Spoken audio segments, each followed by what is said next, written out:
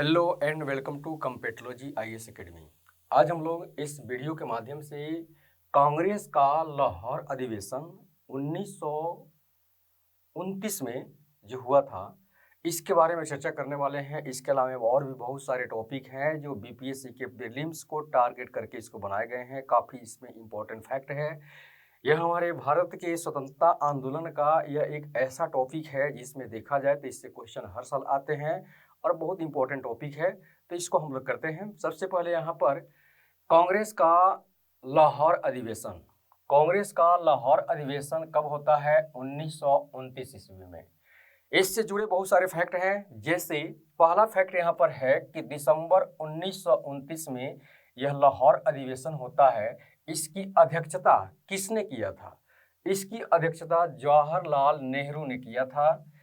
Nehru report जब आई थी, मोतीलाल नेहरू जी की जब रिपोर्ट आई थी तो उस रिपोर्ट में यानी कि इस लाहौर अधिवेशन में कुछ ऐसी बातें थी उस रिपोर्ट की जो इस अधिवेशन के माध्यम से उसको निरस्त किया गया। ठीक है। और उसके बाद पूर्ण स्वराज्य या पूर्ण स्वाधीनता की मांग को उठाकर यहाँ से आगे आंदोलन में यहाँ पर दिशा निर्देश दी जाती है आंदोलन की। तो यहाँ पर सबसे पहले आप देखेंगे कि नेहरू रिपोर्ट में जो यहाँ स्वराज की मांग की गई थी, अब यह स्वराज से काम नहीं चलेगा। नेहरू जी ने कहा कि अब हमको क्या चाहिए? पूर्ण स्वाधीनता चाहिए। ठीक है, यानी कि पूरी तरह से आज़ादी चाहिए। हम अब आज़ाद होना चाहते हैं अंग्रेजों से। तो पूर्ण स्वाधीनता की नीति की यहाँ पर मांग की गई। ठीक है, डॉक्टर क्या कहते हैं, जवाहरलाल नेहरू जी के माध्यम से, क्योंकि उन्हीं के अध्यक्षता में यहाँ पर यह अधिवेशन किया गया था। गांधी जी को यहाँ पर स्वाधीनता आंदोलन को चलाने का नेतृत्व प्रदान किया जाता है और यहाँ पर कांग्रेस सदस्यों को आदेश दिया जाता है कि काउंसिलों के चुनाव में भाग न लें और प्लस काउंसिल के मौजूदा सदस्य अपने पद से त्याग पत्र दे दें। ठीक है, कि ब्रिटिश की जो काउंसिल है, यहाँ पर भारत में जो काउंसिल बनी हुई है उसमें जितने भी वहाँ पर उसके सदस्य हैं वो क्या करें? त्याग पत्र दे दे और बाकी लोग क्या करें? यानी कि काउंसिल में किसी तरह के चुनाव में भाग न लिया जाए। ठीक है, इस अधिवेशन में यह निर्णय ली जाती है और फिर स्वाधीनता आंदोलन को चलाने के लिए और किसका नेतृत्व प्रदान किया जाता है? तो गांधी जी का। अखिल भारतीय कांग्रेस कमेटी के माध्यम से सविनय अवज्ञा आंदोलन तथा करबंदी नहीं देने का यहाँ पर क्या किया जाता है? यहाँ पर एक प्रस्ताव लाया जाता है अखिल भारतीय आंदोलन करने का और करबंदी यहाँ पर, ठीक है, इसको भी यहाँ पर लाने का एक प्रस्ताव लाया जाता है। किसके द्वारा? अखिल भारतीय कांग्रेस कमेटी के माध्यम से इसी अधिवेशन में ये बात होती है। फिर 31 दिसंबर 1929 को मध्य रात्रि में जवाहरलाल नेहरू जी ने क्या किया था? यहाँ पर रावी नदी के तट पर झंडा फहराया था। भारतीय स्वतंत्रता के प्रतीक के रूप में एक झंडा फहराया। ठीक है, बहुत इंपॉर्टेंट क्वेश्चन है यहाँ पर। ये क्वेश्चन बार बार आए हुए हैं बीपीएससी में। झंडा फहराने का बात यहाँ पर कहाँ पर हो रही है? तो रावी नदी के तट पर। किसने फहराया? तो जवाहरलाल नेहरू जी ने फहराया। और कब फहराया? तो 31 दिसंबर 1929 के मध्य रात्रि को फहराया गया है।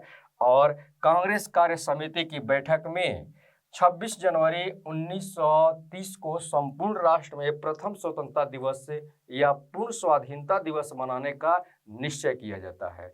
इसके बाद से यही 26 जनवरी एक परंपरा बन जाती है। देश की आज़ादी के बाद भी इससे तिथि को, इस डेट को याद रखने के लिए, यानी कि भारत की जो गणतंत्र दिवस होती है उसको इसी तिथि को यहाँ पर अपनाया गया है। और इस तरह से देखा जाए तो यह अपने आप में काफी एक इंपॉर्टेंट फैक्ट हुआ। नेक्स्ट, सविनय अवज्ञा आंदोलन। सविनय अवज्ञा आंदोलन 1930 में होती है। यह 2 चरण में होते हैं। गांधी जी के यह आंदोलन है, इसका नेतृत्व गांधी जी को मिला था और यह 2 चरणों में होती है, जिसमें पहला चरण में लाहौर अधिवेशन में आप देख चुके हैं कि जिस तरह का अधिवेशन हुआ था, यंग इंडिया के माध्यम से गांधी जी ने क्या किया था? एक लेख प्रकाशित किया। यह यंग इंडिया किसकी पत्रिका है? तो गांधी जी का। और इस लेख में 11 सूत्रीय मांग पेश की गई थी गांधी जी के द्वारा। ठीक है, वायसराय से 11 सूत्रीय मांग पेश की गई थी, मतलब कि 11 बातों को इसमें रखा गया था जिसकी मांग की गई थी। पहला है कि रुपये की विनिमय दर घटाकर 1 शिलिंग 4 पेंस की जाए। दूसरा है कि लगान में 50% की कमी की जाए। तीसरा है कि सिविल सर्विस का वेतन आधा किया जाए। सैन्य खर्च चौथा में है, सैन्य खर्च 50% कम किया जाए। सैन्य खर्च जितने भी हो रहे हैं उसमें 50% कम होने की बात। विदेशी कपड़ों का आयात नियंत्रित किया जाए। विदेशी कपड़ों का आयात यानी कि भारत में जिस तरह से विदेशी कपड़े सस्ते हमारे भारत में बुम कर जाते हैं, यहाँ की जो कारीगर हैं, यहाँ की जो कारखाने हैं, वह सब क्या बर्बाद हो रही है, बुनकरों की स्थिति बहुत खराब हो रही है। तो इस तरह से यहाँ पर विदेशी कपड़ों का आयात यहाँ पर क्या किया जाए, नियंत्रित किया जाए। तटीय यातायात विधेयक पास किया जाए। उसके बाद है कि CID विभाग समाप्त किया जाए या उस पर सार्वजनिक नियंत्रण हो। इस बातों को यहाँ पर देखा जाए तो 7 यहाँ पर मांगे इनकी है जो काफी इंपॉर्टेंट है, और यह मांग यहाँ पर देखा जाए वायसराय से किया गया था, गांधी जी के द्वारा। 8वां है भारतीयों को आत्मरक्षा के लिए शस्त्र रखने का लाइसेंस दिया जाए। और 9वां है नमक पर सरकारी इजारेदारी व नमक कर को समाप्त किया जाए। नशीली वस्तुओं का विक्रय प्रतिनिधित्व किया जाए। उन सब राजनीतिक कैदियों को छोड़ दिया जाए, ठीक है, उन सब राजनीतिक कैदियों को छोड़ दिया जाए जिस पर हिंसा का आरोप नहीं हो, ठीक है, या किसी तरह का आतंकवाद का वहां पर आरोप उस पर नहीं हो। तो इस तरह से यहाँ पर 11 सूत्रीय मांगों में देखा जाए तो इस मांगों में भगत सिंह की रिहाई की बात यहाँ पर नहीं की गई है, जो कि काफी आलोचना के पात्र होते हैं। लेकिन इन 11 सूत्रीय मांगों से देखा जाए तो हमारे देश के लिए जिस तरह की मांग उठाया गया था, एक तरह से देखा जाए तो यह मतलब कि सार्वजनिक हित को देखते हुए इस मांग को रखा गया था। उसके बाद है कि इनमें स्वराज का उल्लेख नहीं किया गया था, ठीक है, जो कि रणनीतिक यहाँ पर योजना की गई थी। ब्रिटिश सरकार को ये मांग स्वीकार भी नहीं था, और इस तरह से देखा जाए तो स्वराज का उल्लेख नहीं किया गया क्योंकि इसके पिछले जो लाहौर का अधिवेशन हुआ था उसमें पूर्ण स्वराज की मांग की गई थी, इसलिए यहाँ पर स्वराज की मांग नहीं की गई है। अंततः आंदोलन अनिवार्य हो गया, ठीक है, यानी कि जो यहाँ पर मांगे की गई थी, ठीक है, तो उसके बाद यहाँ पर देखा जाए तो इस मांग को यहाँ पर स्वीकार नहीं मिलती है, स्वीकृति नहीं मिलती है, किसके द्वारा, वायसराय के द्वारा, जिसके कारण यहाँ पर आंदोलन क्या हो जाता है, अनिवार्य हो जाता है। और फरवरी 1930 में साबरमती में कांग्रेस कार्य समिति की एक बैठक होती है। कहाँ पर होती है, साबरमती में। गांधी जी को आंदोलन का नेतृत्व करने का दायित्व दिया जाता है, और फिर यहाँ से एक आंदोलन शुरू होती है। और मुद्दा क्या होता है, आंदोलन की शुरुआत कैसे किया जाए, तो गांधी जी ने चुना, क्या चुना, नमक के मुद्दा को चुना। यहाँ पर देखें तो गांधी जी ने रणनीतिक एक नमक के मुद्दे को चुनते हैं, और इस आंदोलन को सविनय अवज्ञा आंदोलन के माध्यम से इस मुद्दे को उठाकर और आंदोलन करते हैं, और एक आंदोलन को दिशा निर्देश देते हुए आगे बढ़ाते हैं। अब सवाल उठता है कि नमक को ही उन्होंने क्यों चुना। तो नमक एक ऐसी चीज है जिसको देखा जाए तो हर अमीर गरीब, हर एक कम्युनिटी, हर एक जाति समुदाय, सब लोग इसको यूज करते हैं। तो नमक का मुद्दा यहाँ पर उठाने का मतलब है कि बहुत ही लार्ज स्केल पर, कि बहुत ही बड़े पैमाने पर यहाँ पर इस मुद्दे को भारतीयों के अंदर इसको ले जाना और उनको जागरूक करना आंदोलन के प्रति, ठीक है। तो इस मुद्दे को यहाँ पर उठाने का यही कारण था। सविनय अवज्ञा आंदोलन के कार्यक्रमों में देखें तो क्या क्या कार्यक्रम यहाँ पर लाया गया था।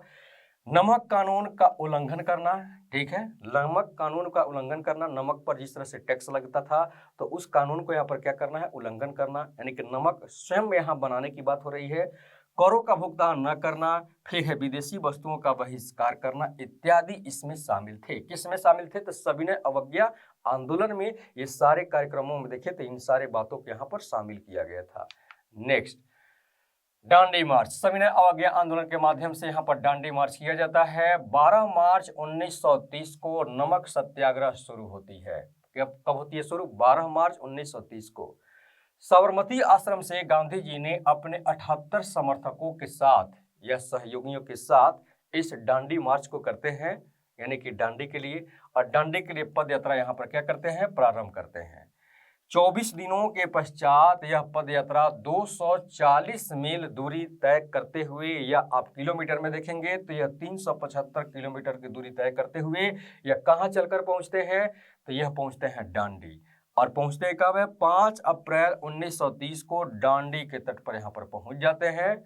और उसके बाद 6 अप्रैल को गांधी जी ने नमक बनाकर कानून को तोड़ा, यानी कि कहाँ पर कानून को तोड़ा, डांडी नामक स्थान पर इन्होंने क्या किया, नमक बनाया और कानून को तोड़ दिया। स्वयं का नमक बनाना मतलब कि कानून का तोड़ गया, यानी कि जिस पर एक तरह का ब्रिटिश ईस्ट इंडिया कंपनी का जिस तरह से उस पर अधिकार था, या आप कह सकते हैं कि उस पर टैक्स लगता था, ठीक है, तो उस तरह के टैक्स को यहाँ पर माना कर दिया गया और यह अपना स्वयं यहाँ पर नमक बनाने के काम करते हैं। और जैसे ही यहाँ पर नमक बनाने की कार्य होती है, इसका मतलब नमक कानून यहाँ जिसको हम लोग दांडी मार्च के माध्यम से यहाँ पर गांधी जी ने पेश किया था, यानी कि सविनय अवज्ञा आंदोलन यहाँ पर शुरू हो जाती है। संपूर्ण देश में नमक सत्याग्रह शुरुआत हो जाती है और यह शुरुआत कब होती है? 6 अप्रैल 1930 को। यह पहला चरण है सविनय अवज्ञा आंदोलन का। एक और चरण आएगा। सुभाष चंद्र बोस ने इसकी तुलना किया था, यानी कि साबरमती आश्रम से और दांडी के लिए गांधी जी ने जिस तरह से एक कारवां को लेते हुए आगे आंदोलन को बढ़ाया था, तो इसकी तुलना सुभाष चंद्र बोस ने किया है। और यह क्या किया है कि नेपोलियन के पेरिस मार्च से किया है इन्होंने तुलना, फिर मुसोलिनी के रोम मार्च से किया इन्होंने तुलना, और यह तुलना करने वाले व्यक्ति कौन होते हैं? सुभाष चंद्र बोस होते हैं। नेक्स्ट है ब्रिटिश सरकार यहाँ पर अप्रैल 1930 को काफी आशंकित हो जाती है, प्रांतीय कांग्रेस समिति के सदस्यों को गिरफ्तार कर लेती है और गिरफ्तार करने के बाद यहाँ पर कांग्रेस को प्रतिबंधित कर दिया जाता है। किसके द्वारा? ब्रिटिश सरकार के द्वारा। गांधी जी के नेतृत्व में संपूर्ण भारत में यह आंदोलन क्या होता है? यह फैल जाता है। पूरे भारत में अलग अलग क्षेत्र से अलग अलग लोगों ने मिलकर इसका नेतृत्व प्रदान किया और यह नमक कानून सब देखा जाए तो चारों तरफ यानी कि संपूर्ण भारत में फैल जाता है। गुजरात का धरसाना आंदोलन का यह क्या था? यानी कि केंद्र था, यहाँ पर मुख्यालय बनाया गया था धरसाना में। धरसाना का जो एक कहानी है यहाँ पर, ये जो घटना यहाँ पर घटती है वह अपने आप में मतलब कि एक तरह से देखा जाए तो काफी ही दर्दनाक यहाँ की घटना है। गांधी जी 3 मई 1930 को गिरफ्तार कर लिए जाते हैं और कहाँ भेजे जाते हैं? यरवदा जेल भेजे जाते हैं। अब्बास तैयब जी उसके बाद जब गांधी जी यरवदा जेल चले जाते हैं, मतलब उनको गिरफ्तार करके वहां पर ले जाया जाता है, तो उसके बाद गांधी जी के इस आंदोलन को नेतृत्व प्रदान कौन करेगा? तो अब्बास तैयब जी इस आंदोलन का नेतृत्व संभालते हैं। बाद में इनको भी पकड़ लिया जाता है, अरेस्ट कर लिया जाता है और इनको भी कारागार में डाल दिया जाता है। 31 मई 1930 ईस्वी को सरोजिनी नायडू, इमाम साहब और मणिलाल कौन? गांधी जी के बड़े पुत्र यानी कि बड़े लड़के हैं मणिलाल, धरसाना नामक फैक्ट्री पर धावा बोल दिया। ठीक है, धरसाना नामक फैक्ट्री पर क्या करते हैं लोग? धावा बोलते हैं। यहाँ पर सरकार द्वारा लाठी चार्ज किया जाता है, यहाँ पर सरकार द्वारा लाठी चार्ज किया जाता है और वो भी ऐसा लाठी चार्ज जिसकी मतलब कि लाठी का जो पकड़ने वाला जो एरिया होता है नीचे, वहाँ पर लोहे की मुठ लगी होती थी। मतलब कि जैसे मान लेते हैं कि लाठी है तो इसके नीचे यहाँ से लोहे की मुठ लगी हुई है और इस लोहे की मुठ से लोगों को पीटा जाता था वहाँ पर। और इस धरसाना का देखा जाए तो यहाँ पर ये जो यह घटना है लोहे की मुठ से पीटना लोगों का, तब तक उनको पीटा जाता था जब तक यह लाठी, लोहे की मुठ वाली लाठी फट नहीं जाती थी, टूट नहीं जाती थी। नेक्स्ट, इस लोमहर्ष घटना का, इस लोमहर्ष मतलब कि यहाँ पर लोहे वाली घटना का, लोहे वाली लाठी की एक घटना जो होती है, ठीक है, तो उस घटना का एक अमेरिकी पत्रकार है और ये इसका नाम है बेब मिलर। इसने काफी अच्छा से वर्णन किया है। इसने कहा है कि धरसाना जैसा भयानक दृश्य मैंने अपने जीवन में कभी नहीं देखा। धरसाना में जिस तरह की मतलब कि एक यात्रा दी जा रही है लोगों को, ठीक है, सरकार की तरफ से उनके सैनिकों के माध्यम से, और वह यातना जो दी जा रही है वह पश्चिमोत्तर देखा जाए तो इस तरह की यातना को मैंने अपने जीवन में पत्रकारिता करते हुए अब तक नहीं देखा। जिस तरह की घटना यहाँ पर घट रही है, लोहे वाली जो लाठी होती थी, ठीक है, लोहे की मुठ वाली, उससे इनको पीटा जाना, ठीक है, और इस तरह से देखा जाए तो काफी अपने आप में दर्दनाक यहाँ पर सीन होता है। पश्चिमोत्तर सीमा प्रांत में खान अब्दुल गफ्फार खां, ठीक है, यहाँ पर होते हैं और इस आंदोलन को आगे कंटिन्यू करते हैं और इनकी कई उपाधियां भी मिली हुई है। इन खान अब्दुल गफ्फार खां को बदशाह खान भी कहा जाता है, इनको सीमांत गांधी भी कहा जाता है, फक-ए-अफगान भी कहा जाता है, ठीक है। और इस तरह से देखा जाए तो गांधी जी के नेतृत्व को जिसने क्या किया था, स्वीकार कर किया था, कांग्रेस और गांधी जी के सिद्धांतों को अपना लिया था। और फिर इस नमक कानून में सविनय अवज्ञा आंदोलन में देखा जाए तो पश्चिमोत्तर सीमा प्रांत में इन्होंने नेतृत्व संभाला था। फिर है इनका आंदोलन लाल कुर्ती आंदोलन यानी कि खुदाई खिदमतगार आंदोलन से प्रसिद्ध होता है। पख्तून नामक पत्रिका इन्होंने निकाला, यानी कि किसने निकाला? तो खान अब्दुल गफ्फार खां की एक पत्रिका है पख्तून, और इस पख्तून नामक पत्रिका के माध्यम से इस आंदोलन को दिशा निर्देश देते हैं। पेशावर में एक तरह का एक सेना यहाँ पर रेजिमेंट है, और इस सेना में देखा जाए तो गढ़वाल रेजिमेंट इसको कहते हैं, और यहाँ के जो हेड थे गढ़वाल रेजिमेंट का तो चंद्र सिंह गढ़वाली थे। इन्होंने निहत्थो भीड़ पर गोली चलाने से इनकार कर दिया। ये तो थे कि यहाँ पर नेतृत्व संभाल रहे थे, मतलब कि चंद्र सिंह गढ़वाली, यानी कि सेना का नेतृत्व, अंग्रेजी सेना का नेतृत्व यहाँ पर संभाल रहे थे। जिस सेना का नेतृत्व संभाल रहे थे उसका नाम क्या है? गढ़वाल रेजिमेंट। और ये तो अंग्रेजों के ही मतलब कि सेना थे, कहने के लिए तो अंग्रेजों के थे, लेकिन ये थे भारतीय। और इन लोगों ने चंद्र सिंह गढ़वाली के नेतृत्व यहाँ पर जितने भी सैनिक थे इस रेजिमेंट के, इन लोगों ने निहत्थों भीड़ पर, यानी कि सविनय अवज्ञा आंदोलन कर रहे लोग जो निहत्थे थे उस भीड़ पर इन्होंने गोली चलाने से इनकार कर दिया कि हम अपने भारतीयों का खून नहीं बहाएंगे, हम गोली नहीं चला सकते हैं। इसके लिए उन्हें कोर्ट मार्शल की सजा होती है और फांसी की सजा होती है। फिर भी इन्होंने इस तरह की यहाँ पर देखा जाए तो काफी मतलब कि एक सराहनीय यहाँ पर यह योगदान देते हैं इस आंदोलन में। नेक्स्ट, मणिपुर में एक महिला है, नागा महिला, और उनका नाम है गेंडिनलियो। गेंडिनलियो ने यहाँ पर क्या किया था? इस आंदोलन का नेतृत्व संभाला था। गेंडिनलियो ने ब्रिटिश सेना के साथ संघर्ष किया काफी तरह से, ठीक है, जोरदार यहाँ पर मुकाबला करती हैं, लेकिन इनको अरेस्ट कर लिया जाता है बाद में, और 1932 में उन्हें गिरफ्तार कर लिया गया और आजीवन कैद की सजा सुनाई गई। इनको कैसी सजा सुनाई गई? तो आजीवन कैद की सजा सुनाई गई। जब यह देश हमारी आजाद होती है तो जवाहरलाल नेहरू ने इन्हें रानी की उपाधि से नवाजा था, और देखा जाए तो यह एक महिला का मतलब कि सम्मानित यहाँ पर यानी कि एक उपाधि मिलती है रानी की। बंगाल में चौकीदारी एवं यूनियन बोर्ड विरोधी आंदोलन चलाया गया। यह क्वेश्चन आया हुआ है बीपीएससी में कि बंगाल में चौकीदारी की, ये क्वेश्चन आया हुआ है चौकीदारी एवं यूनियन बोर्ड विरोधी आंदोलन कहाँ चलाया गया था? यानी कि सविनय अवज्ञा आंदोलन में, तो बंगाल होगा। कहाँ पर चलाया गया था? तो बंगाल में चलाया गया था। महाराष्ट्र, मध्य प्रांत एवं कर्नाटक कड़े वन नियमों के विरुद्ध यहाँ पर सत्याग्रह चलाया गया था। कड़े वन नियमों के विरुद्ध यहाँ के लोग जो है महाराष्ट्र, मध्य प्रदेश और कर्नाटक, यहाँ पर इनको यानी कि यहाँ के जो लोकल यानी कि जो स्थानीय निवासी हैं उनको यहाँ पर कड़े वन नियमों का सामना करना होता था। उनको वन में प्रवेश नहीं किया जाना होता था, ठीक है। उनको वन से जो भी उत्पाद होता था वन का, तो उससे उनको जो लाभ होते थे इससे उनको वंचित रखा जाता था। इस तरह से देखा जाए तो इसके विरुद्ध में यानी कि कड़े वन नियमों के विरुद्ध में यहाँ पर क्या होता है? सत्याग्रह चलाया जाता है। कहने के लिए सविनय अवज्ञा आंदोलन है, नमक कानून है, लेकिन जहाँ जहाँ पर जैसे जैसे लोगों का स्वार्थ छुपा हुआ था उस तरह से लोगों ने यहाँ पर पेश करके इस आंदोलन को आगे बढ़ाया बहुत जगह। लेकिन हर जगह देखा जाए तो सविनय अवज्ञा आंदोलन का जो एक सिद्धांत था उसी के आधार पर बढ़ाया, लेकिन कुछ लोगों का ऐसा बात यहाँ पर था, यानी कि उनकी ऐसी यहाँ पर जो एक मनोदशा होती है और जिससे वो काफी शोषित होते हैं, तो उसके विरोध में इन लोगों ने क्या किया? यहाँ पर आंदोलन चलाने का कार्य किया। जैसे कड़े वन नियमों के विरुद्ध यहाँ पर सत्याग्रह चलाया गया था, ठीक है, यानी कि कहाँ पर? महाराष्ट्र, मध्य प्रांत और कर्नाटक के क्षेत्र में। नेक्स्ट, आंदोलन को लोकप्रिय बनाने हेतु यहाँ पर देखा जाए तो सविनय अवज्ञा आंदोलन को लोकप्रिय बनाने हेतु प्रभात फेरियां निकाली गई। सुबह सुबह में क्या किया जाता था? फेरियां लगाया जाता था लोगों को जागरूक करने के लिए, संदेश पहुंचाने के लिए जादुई लालटेन का प्रयोग किया जाता था। ये भी क्वेश्चन आया हुआ है बीपीएससी में। बच्चों ने वानर सेना बनाई, लड़कियों ने मंजरी सेना बनाई, ठीक है, लड़कों ने वानर सेना और लड़कियों ने क्या किया? मंजरी सेना यहाँ पर बनाई अपनी, और इस तरह से इस आंदोलन में इन लोगों ने योगदान दिया।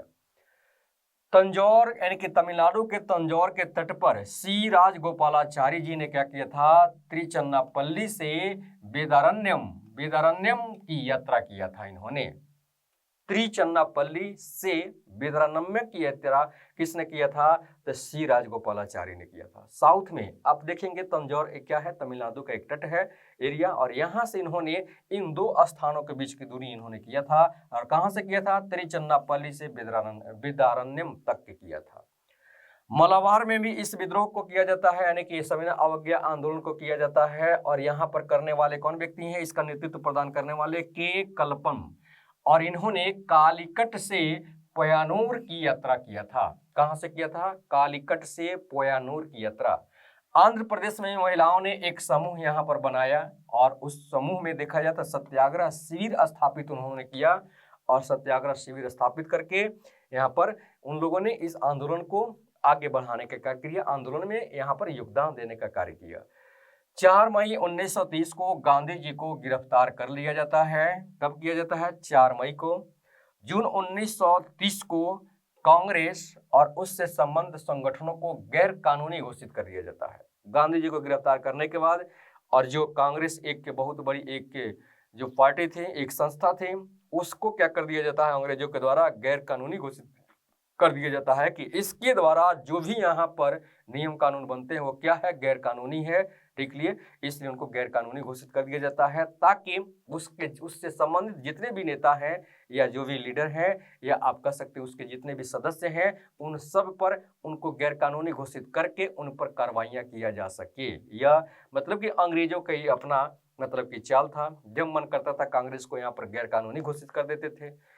उसके बाद महात्मा गांधी ने यरवदा जेल में सॉन्ग्स फ्रॉम फ्रीडम, एक यहाँ पर देखा जाए तो जेल से ही एक तरह की गीत की यहाँ पर रचना इन्होंने किया और उपनिषदों और अन्य संस्कृत भजनों एवं गीतों के संग्रह का संकलन यहाँ पर किया। ठीक है, तो इस तरह से देखा जाए तो सविनय अवज्ञा आंदोलन यहाँ पर इसकी कहानी यहाँ तक कंप्लीट हुई। उसके बाद इसी समय यहाँ पर प्रथम गोलमेज सम्मेलन 1930 में होती है, प्रथम गोलमेज सम्मेलन, और यह सम्मेलन इस आंदोलन के दौरान ही होती है, सविनय अवज्ञा आंदोलन के दौरान ही। साइमन कमीशन, आपको पहले वीडियो में हमने दिखाया बताया था पिछले वीडियो में कि साइमन कमीशन की नियुक्ति की गई थी संवैधानिक की समीक्षा करने के लिए और उसके आधार पर यहाँ पर उसको रिपोर्ट पेश करना था। ठीक है, जो साइमन कमीशन गो बैक के नारे लगे हुए थे जो 1928 से यह संबंधित था। अब यहाँ पर प्रथम गोलमेज सम्मेलन में 1930 में इसी साइमन कमीशन की जो रिपोर्ट बनी थी उसी को यहाँ पर प्रकाशित करके यहाँ पर उसकी रिपोर्ट के आधार पर बिहार में संवैधानिक विकास की समीक्षा करना था और इसके लिए अब यहाँ पर क्या करना था कि भारतीयों को इसमें शामिल करना था और भारतीय शामिल कर इसमें हो और ताकि यहाँ के जो संवैधानिक विकास है, ठीक है, उसकी समीक्षा करके यहाँ पर आगे उसको कंटिन्यू किया जाए, उसमें क्या मतलब कि फेरबदल हो या उसमें क्या कुछ सुधार किया जाए, क्या परिवर्तन किया जाए, इसके बारे में यहाँ पर क्या होती है? बैठक होती है प्रथम गोलमेज सम्मेलन में 1930 में। विडंबना ये है कि जिस साइमन कमीशन के नेतृत्व में यानी कि संवैधानिक विकास की समीक्षा की जा रही थी और वह जिसने रिपोर्ट यहाँ पर पेश किया था उसमें एक भी भारतीय सदस्य नहीं थे, लेकिन रिपोर्ट प्रकाशित होने के बाद अब यहाँ पर उस पर विचार करने के लिए उस रिपोर्ट पर भारतीयों को इसमें शामिल किया जाता है।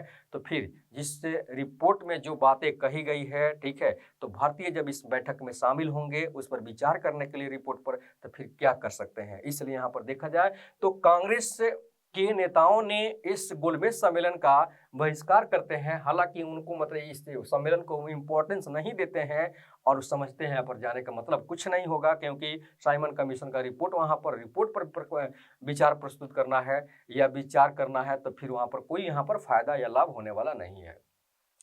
साइमन कमीशन की रिपोर्ट प्रकाशित होती है, इसकी सिफारिश पर विचार करने के लिए नवंबर 1930 में प्रथम गोलमेज सम्मेलन आयोजित किया जाता है। 3 गोलमेज सम्मेलन आयोजित किए गए हैं जिसमें यह देखा जाए तो प्रथम गोलमेज सम्मेलन 1930 में होता है, नवंबर 1930 में, और इस समय सविनय अवज्ञा आंदोलन भी चल रहा था। 12 नवंबर 1930 से 19 जनवरी 1931 तक इस आंदोलन को यानी कि सविनय अवज्ञा प्रथम गोलमेज सम्मेलन को आयोजित किया जाता है। यह 12 नवंबर से लेकर यानी कि 19 जनवरी से यानी कि 1930 में, यानी कि लगभग देखा जाए तो 2 महीने के आसपास, 2 महीने से कुछ ज्यादा है। कुल इसमें 89 यानी कि 89 प्रतिनिधियों ने इसमें भाग लिया था।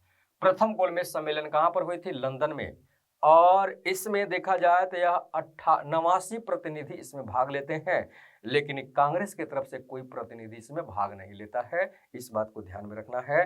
3 गोलमेज सम्मेलन होती है, तीनों गोलमेज सम्मेलन में से सिर्फ दूसरा गोलमेज सम्मेलन में कांग्रेस की तरफ से महात्मा गांधी जी ने इसमें भाग लिया था, बाकी किसी भी गोलमेज सम्मेलन में कांग्रेस के प्रतिनिधि नहीं जाते हैं, कांग्रेस इसमें भाग नहीं लेती है। इसमें देखा जाए तो 89 जो प्रतिनिधियों हैं और इन प्रतिनिधियों में 57 ब्रिटिश भारत के प्रतिनिधि हैं, 16 प्रतिनिधि देशी रियासत के हैं और तथा यहाँ पर देखा जाए तो शेष 16 ब्रिटेन के प्रमुख राजनीतिक दलों के संसद सदस्य यहाँ पर होते हैं। तो इस तरह से देखा जाए तो यहाँ पर ये सारे प्रतिनिधि इसमें शामिल होते हैं। नेक्स्ट, लंदन में सेंट जेम्स पैलेस में अध्यक्षता करते हुए यहाँ पर प्रधानमंत्री रैमजे मैकडोनाल्ड ने इसकी अध्यक्षता की थी। जो प्रथम गोलमेज सम्मेलन हुआ था, कहाँ पर हुआ था? सेंट जेम्स पैलेस, कहाँ पर? लंदन में। इसका उद्घाटन ब्रिटिश सम्राट जॉर्ज पंचम ने किया था। इस गोलमेज सम्मेलन का उद्घाटन जॉर्ज पंचम ने किया था, लेकिन अध्यक्षता देखा जाए तो रैमजे मैकडोनाल्ड ने किया था। प्रथम गोलमेज सम्मेलन में शामिल प्रतिनिधि कौन कौन थे? तो जैसे मुस्लिम लीग के भी प्रतिनिधि इसमें शामिल थे। और इसमें क्या क्या थे? जैसे कौन कौन? तो आगा खां थे, मोहम्मद शफी, मोहम्मद इमाम, मोहम्मद अली जिन्ना, एक के फजल उल हक, मोहम्मद जफरुल्लाह खां, मोहम्मद अली जौहर, यानी कि मुस्लिम लीग के जितने भी यहाँ पर देखा जाए तो प्रतिनिधि के रूप में यहाँ पर शामिल होते हैं। हिंदू महासभा के प्रतिनिधि भी यहाँ पर शामिल होते हैं इस गोलमेज सम्मेलन में। इसमें कौन कौन है? तो MR जयकर जी हैं, फिर BS मुंजे भी हैं। ये दो लोग हिंदू महासभा की तरफ से इसमें शामिल होते हैं। फिर उदारवादी नेता तेज बहादुर सप्रू जी, CY चिंतामणि, श्रीनिवास शास्त्री इत्यादि इसमें शामिल होते हैं। फिर सिख सरदार कौन कौन शामिल होते हैं? तो संपूर्ण सिंह, सरदार उज्जवल सिंह, ये दोनों इसमें शामिल होते हैं प्रथम गोलमेज सम्मेलन में। नेक्स्ट, एंग्लो इंडियन के कौन सदस्य इसमें शामिल होते हैं? तो KT पॉल इस गोलमेज सम्मेलन में शामिल होते हैं। दलित वर्ग से भीमराव अंबेडकर यहाँ पर शामिल होते हैं। भारतीय पूंजीपतियों वर्ग से देखें तो होमी मोदी इसमें शामिल होते हैं। वायसराय के कार्यकारिणी सदस्य में फजले हुसैन, जिसका नाम है फजले हुसैन, ये इसमें शामिल होते हैं। भारतीय महिला में देखें तो बेगम शाहनवाज, राधाबाई और सुब्बारायण, यानी कि राधाबाई सुब्बारायण, ये दो महिला जो है भारतीय महिला की तरफ से यहाँ पर शामिल होते हैं। देशी रियासतों में देखें तो ये 16 प्रतिनिधि इसमें शामिल होते हैं देशी रियासतों के, और यह 89 प्रतिनिधि इसमें शामिल होकर यहाँ पर देखें तो इसमें बैठक होती है, यानी कि साइमन कमीशन की रिपोर्ट पर समीक्षा करने के लिए, समीक्षा तो हो चुकी है, मतलब उस पर विचार विमर्श करने के लिए। लेकिन यहाँ पर एक बात देखना है कि नोट में यहाँ पर लिखा हुआ है कि इस सम्मेलन में, किस सम्मेलन में? प्रथम गोलमेज सम्मेलन में कांग्रेस ने भाग नहीं लिया। तो कांग्रेस ने भाग लिया तो किस में लिया? तो द्वितीय गोलमेज सम्मेलन में लिया था। नेक्स्ट, सम्मेलन में मुस्लिम लीग द्वारा पृथक निर्वाचक मंडल की मांग की गई, यानी कि साइमन कमीशन के रिपोर्ट पर समीक्षा यानी कि विचार करते समय मुस्लिम लीग कहती है कि पृथक निर्वाचक मंडल की मांग करती है। हमको पृथक निर्वाचक मंडल के तहत यहाँ पर हमको वोट दिया जाना चाहिए। अंबेडकर जी यहाँ पर दलित वर्गों के लिए पृथक निर्वाचन की मांग करते हैं। और इस तरह से देखा जाए तो सम्मेलन में ब्रिटिश सरकार अखिल भारतीय संघ का निर्माण, प्रदेश में पूर्ण उत्तरदायी शासन तथा केंद्र में द्वैध शासन पर सहमति हो जाती है। यानी कि ब्रिटिश सरकार इसमें क्या निर्णय देती है कि अखिल भारतीय संघ का निर्माण करने का, प्रदेशों में पूर्ण उत्तरदायी शासन तथा केंद्र में द्वैध शासन पर सहमति यहाँ पर हो जाती है। बाकी सारे प्रतिनिधि और यहाँ पर ब्रिटिश सरकार के द्वारा यहाँ पर इन बातों पर, इन मुद्दों पर यहाँ पर सहमति हो जाती है। लेकिन भारतीयों ने केवल समस्याएं एवं विचारार्थ विषय ही रखे थे, जिसका कोई वास्तविक परिणाम यहाँ पर सामने नहीं आया। खास करके देखा जाए तो विचार विमर्श में किसी के मन में विश्वास न जग सका। ठीक है, इस तरह के यहाँ पर कार्य प्रणाली होनी चाहिए, इसमें ये सारी सुधार किया जाए। क्या क्या यहाँ पर मांग जो की गई थी उसके हिसाब से, क्योंकि प्रमुख राजनीतिक दल कांग्रेस इसमें सम्मिलित नहीं हुआ था। भारत के प्रमुख राजनीतिक दल जो सबसे एक मेन राजनीतिक दल है, कांग्रेस इसमें शामिल नहीं हुआ था। अंततः बिना किसी सार्थक के परिणाम के ही यह क्या हो जाती है? असफल हो जाती है। प्रथम गोलमेज सम्मेलन में इतने सारे लोगों को शामिल होने के बाद भी, इस पर विचार विमर्श करने के बाद कांग्रेस के प्रतिनिधि के रूप में किसी को शामिल नहीं होने के कारण यहाँ पर इसको असफल घोषित कर दिया जाता है। कोई भी यहाँ पर सार्थक परिणाम नजर नहीं आता है। इस सम्मेलन को अनिश्चित काल के लिए स्थगित कर दिया जाता है कि इसको मतलब कि कंटिन्यू नहीं किया जाएगा। यहाँ पर कोई भी सार्थक परिणाम नजर नहीं आया। नेक्स्ट, गांधी इरविन समझौता। प्रथम गोलमेज सम्मेलन के बाद यहाँ पर देखें तो एक समझौता होता है, यानी कि इरविन कौन था उस समय, वायसराय, और गांधी जी के बीच में यहाँ पर एक समझौता होती है 1931 में। यह देखें तो यह टॉपिक भी क्या, सविनय अवज्ञा आंदोलन का एक कड़ी है, उसी के साथ यहाँ पर जुड़ा हुआ है, उसी से यहाँ पर संबंधित मुद्दे हैं। आंदोलन चल रही है, ठीक है, इसी बीच में ये सारी घटनाएं भी हो रही है। ब्रिटिश राजनीतिज्ञ यानी कि वायसराय गांधी जी तथा कांग्रेस का सहयोग प्राप्त करने के लिए, ठीक है, इस समझौते को यहाँ पर करते हैं, गांधी इरविन समझौता, क्योंकि उन्होंने यह महसूस किया कि जब तक भारत के प्रमुख राजनीतिक दलों की सहमति प्राप्त नहीं होती है तब तक किसी भी विचार पर नहीं पहुंचा जा सकता है। इसलिए यह इरविन महोदय कहते हैं कि गांधी जी को या कांग्रेस के प्रतिनिधि के रूप में किसी भी व्यक्ति को यहाँ पर क्या करें, यानी कि एक समझौता करें, यानी कि गोलमेज सम्मेलन में भाग भी नहीं ले रहे हैं, ठीक है। इस तरह से देखा जाए तो यहाँ पर एक तरह से उनको मनाने की यहाँ पर बात हो रही है। तब तक संविधान संबंधी सुधारों की कोई योजना सफल नहीं हो सकती है। कहने का मतलब है कि यहाँ पर इरविन महोदय के द्वारा या ब्रिटिश के द्वारा यह एहसास हो जाता है, यह अनुमान लग जाता है कि जब तक भारत के प्रमुख राजनीतिक दलों के साथ सहमति प्राप्त नहीं होती है तब तक किसी भी तरह की सुधारों को, जैसे जो संवैधानिक विकास की समीक्षा करके यहाँ पर रिपोर्ट पेश करके जो सुधार करने की बात होती है, वह योजना क्या हो जाएगी, असफल हो जाएगी, जब तक इसमें कांग्रेस की तरफ से कोई प्रतिनिधि इन्वॉल्व नहीं होता है। तेज बहादुर सप्रू, जयकर और श्रीनिवास शास्त्री के माध्यम से गांधी जी को तत्कालीन वायसराय इरविन से बातचीत करने के लिए यह राजी कर लेते हैं। भारतीय नेता तेज बहादुर सप्रू, जयकर, श्रीनिवास शास्त्री यानी कि उदारवादी दल के नेता, इन लोगों के प्रयास के वजह से यहाँ पर गांधी जी वायसराय से बातचीत करने के लिए राजी हो जाते हैं। जिसमें यह राजी होते हैं तो इन तीनों का बहुत बड़ा योगदान है। इन लोगों ने गांधी जी को समझाया बुझाया कि इरविन से आप बात करिए, क्या यहाँ पर बात निकल कर आती है, क्या एक ठोस परिणाम इसका निकलता है, और इस तरह से यहाँ पर गांधी जी तैयार हो जाते हैं। 26 जनवरी 1931 को गांधी जी सहित सभी नेता जेल से रिहा कर दिए जाते हैं, क्योंकि उस समय तो गांधी जी येरवदा जेल में थे, तो अब इनको रिहा कर दिया जाता है। क्यों रिहा किया जाता है कि इरविन से इनको बात करना है, ठीक है। तो गांधी जी के साथ जितने भी नेता वहां पर मतलब कि जेल में थे, उन सबको यहाँ पर गांधी जी के साथ रिहा भी कर दिया जाता है। गांधी जी ने 19 फरवरी 1931 को इरविन से बातचीत की। 15 दिन चली वार्ता के फलस्वरूप 5 मार्च 1931 को एक समझौता हुआ, ठीक है। किन के बीच हुआ, गांधी और इरविन के बीच समझौता हुआ।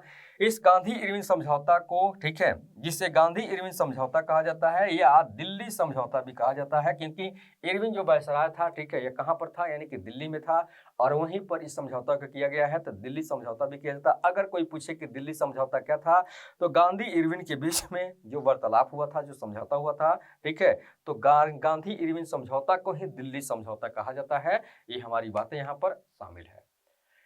इस समझौते ने कांग्रेस की स्थिति को सरकार के बराबर लाकर खड़ा कर दिया। सबसे बड़ी विशेषता ये होती है कि इस समझौते के माध्यम से कांग्रेस के जो प्रतिनिधि गांधी जी यहाँ पर पहुंचे हुए थे, तो ब्रिटिश सरकार और कांग्रेस, कोई भी जब समझौता होता है तो वह बराबरी में समझौता होता है। तो यहाँ पर ब्रिटिश सरकार के बराबर यहाँ पर कांग्रेस खड़ा हो रही है, और ये जो है देखा जाए तो यह अपने आप में बहुत बड़ी एक उपलब्धि है कांग्रेस के लिए कि ब्रिटिश सरकार के सामने देखा जाए तो बराबरी में खड़ा हो रही है। मतलब कि इसको इतना महत्व दिया जा रहा है। समझौते की शर्तें यहाँ पर निम्नलिखित थी। क्या क्या है, हिंसात्मक अपराधियों के अतिरिक्त सभी राजनीतिक कैदियों को छोड़ दिया जाए। इस समझौते में गांधी जी ने यह प्रस्ताव रखा कि जो भी हिंसात्मक गतिविधियां हैं और हिंसात्मक गतिविधियों के माध्यम से जो अपराधी हैं, उनके अतिरिक्त बाकी जितने भी कैदी हमारे हैं, भारतीय कैद किए गए हैं, उनको छोड़ दिया जाए।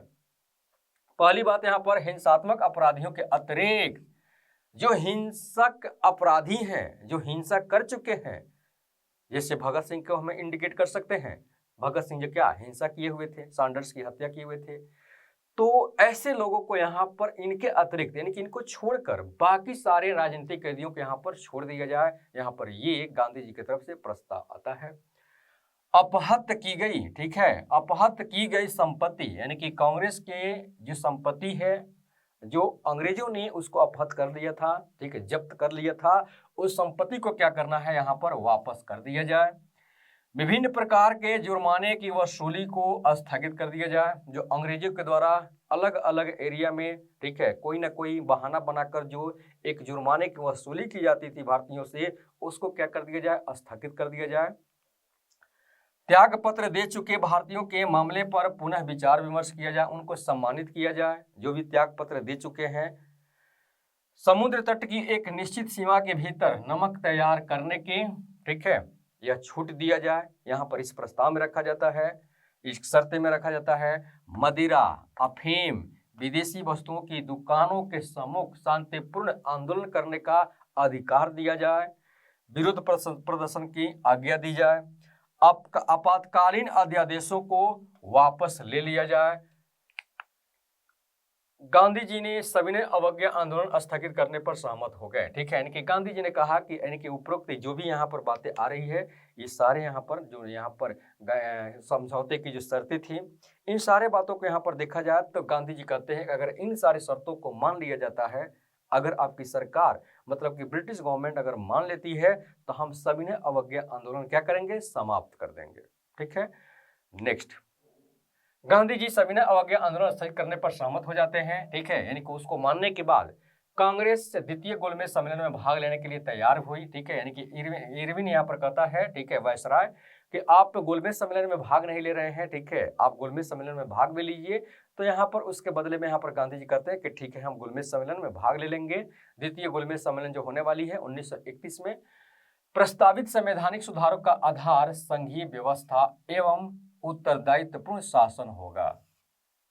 वायसराय ने भगत सिंह तथा उनके साथियों की फांसी की सजा माफ नहीं किया था, ठीक है। गांधी इरविन समझौते को के.एम. मुंशी ने क्या कहा था, भारत के संवैधानिक इतिहास की एक युग प्रवर्तक धारणा कहा था। नेक्स्ट, अब है कांग्रेस का कराची अधिवेशन 1931। कांग्रेस के कराची अधिवेशन में गांधी इरविन समझौते को स्वीकृति देने के लिए यहाँ पर इसको अधिवेशन को कराया जाता है। कराची में गांधी इरविन के बीच में जो भी समझौता हुआ है, जो भी यहाँ पर नियम और शर्तें हैं, ठीक है, उसी को स्वीकृति प्रदान करने के लिए यहाँ पर इस अधिवेशन को कराया जाता है। इसकी अध्यक्षता किसने किया था, सरदार वल्लभ भाई पटेल ने किया था। गांधी जी ने इस समझौते को उचित ठहराया कि जो भी समझौता हुआ है इरविन के साथ वह उचित है। पहली बार अंग्रेज सरकार ने भारतीय नेताओं के साथ समानता के स्तर पर, ठीक है, वार्तालाप किया था। 6 दिन पहले ही भगत सिंह, राजगुरु और सुखदेव को फांसी दे दी जाती है, जिसमें सभी में रोष व्याप्त था। यानी कि कराची अधिवेशन के पहले ही देखा जाए तो इन 3 यहाँ पर जो महान सेनानी यानी कि क्रांतिकारी हैं, उनको फांसी की सजा दी जाती है, जिसकी वजह से बहुत सारे यहाँ पर कांग्रेस नेताओं के सदस्यों में देखा जाए तो यहाँ पर रोष व्याप्त था। यानी कि काफी वो क्रोधित थे कि गांधी जी ने इन क्रांतिकारियों को बचाने की कोशिश क्यों नहीं किया था। उनका मानना था कि इसे समझौते की मुख्य शर्त के रूप में नहीं लिया गया था। अगर इन क्रांतिकारियों को अगर समझौते की मुख्य शर्त में लिया जाता तो फिर यहाँ पर इनको फांसी की सजा माफ भी हो जाती, इरविन माफ कर भी सकता था, लेकिन इरविन मानता तब तो। फिर यहाँ पर बात यह है कि गांधी जी को समझौते पर हस्ताक्षर नहीं करना चाहिए। यानी कि यहाँ के कांग्रेस के नेताओं ने कहा कि गांधी जी को जब ये बात पता चला कि हमारे ये क्रांतिकारी 3 जो हैं इनकी फांसी की सजा नहीं हुई है, तो उनको यानी कि समझौते पर हस्ताक्षर नहीं करना चाहिए। यानी कि ये लोग अपना सुझाव दे रहे हैं, अपने वार्तालाप कर रहे हैं। गांधी जी को अपनी कराची यात्रा के दौरान जनता के तीव्र रोष का यहाँ पर यानी कि देखा जाए तो इस सहन भी करना पड़ा, तीव्र रोष का सामना भी करना पड़ा और उन्हें काले झंडे भी दिखाए गए गांधी जी को, ठीक है, इस मतलब कि कार्य के लिए कि इन्होंने यानी कि 3 क्रांतिकारियों को, भगत सिंह, राजगुरु और सुखदेव को इन्होंने फांसी की सजा मुक्त क्यों नहीं करवाई, माफ क्यों नहीं करवाई। नेक्स्ट, जवाहरलाल नेहरू तथा सुभाष चंद्र बोस भी इससे काफी असंतुष्ट थे। अब आता है द्वितीय गोलमेज सम्मेलन 1931। कहां पर होती है, यह भी लंदन में होती है। 7 सितंबर 1931 से लेकर 1 दिसंबर 1931 तक इस सम्मेलन को किया जाता है। गांधी जी ने कांग्रेस के एकमात्र प्रतिनिधि के रूप में इसमें भाग लिया था।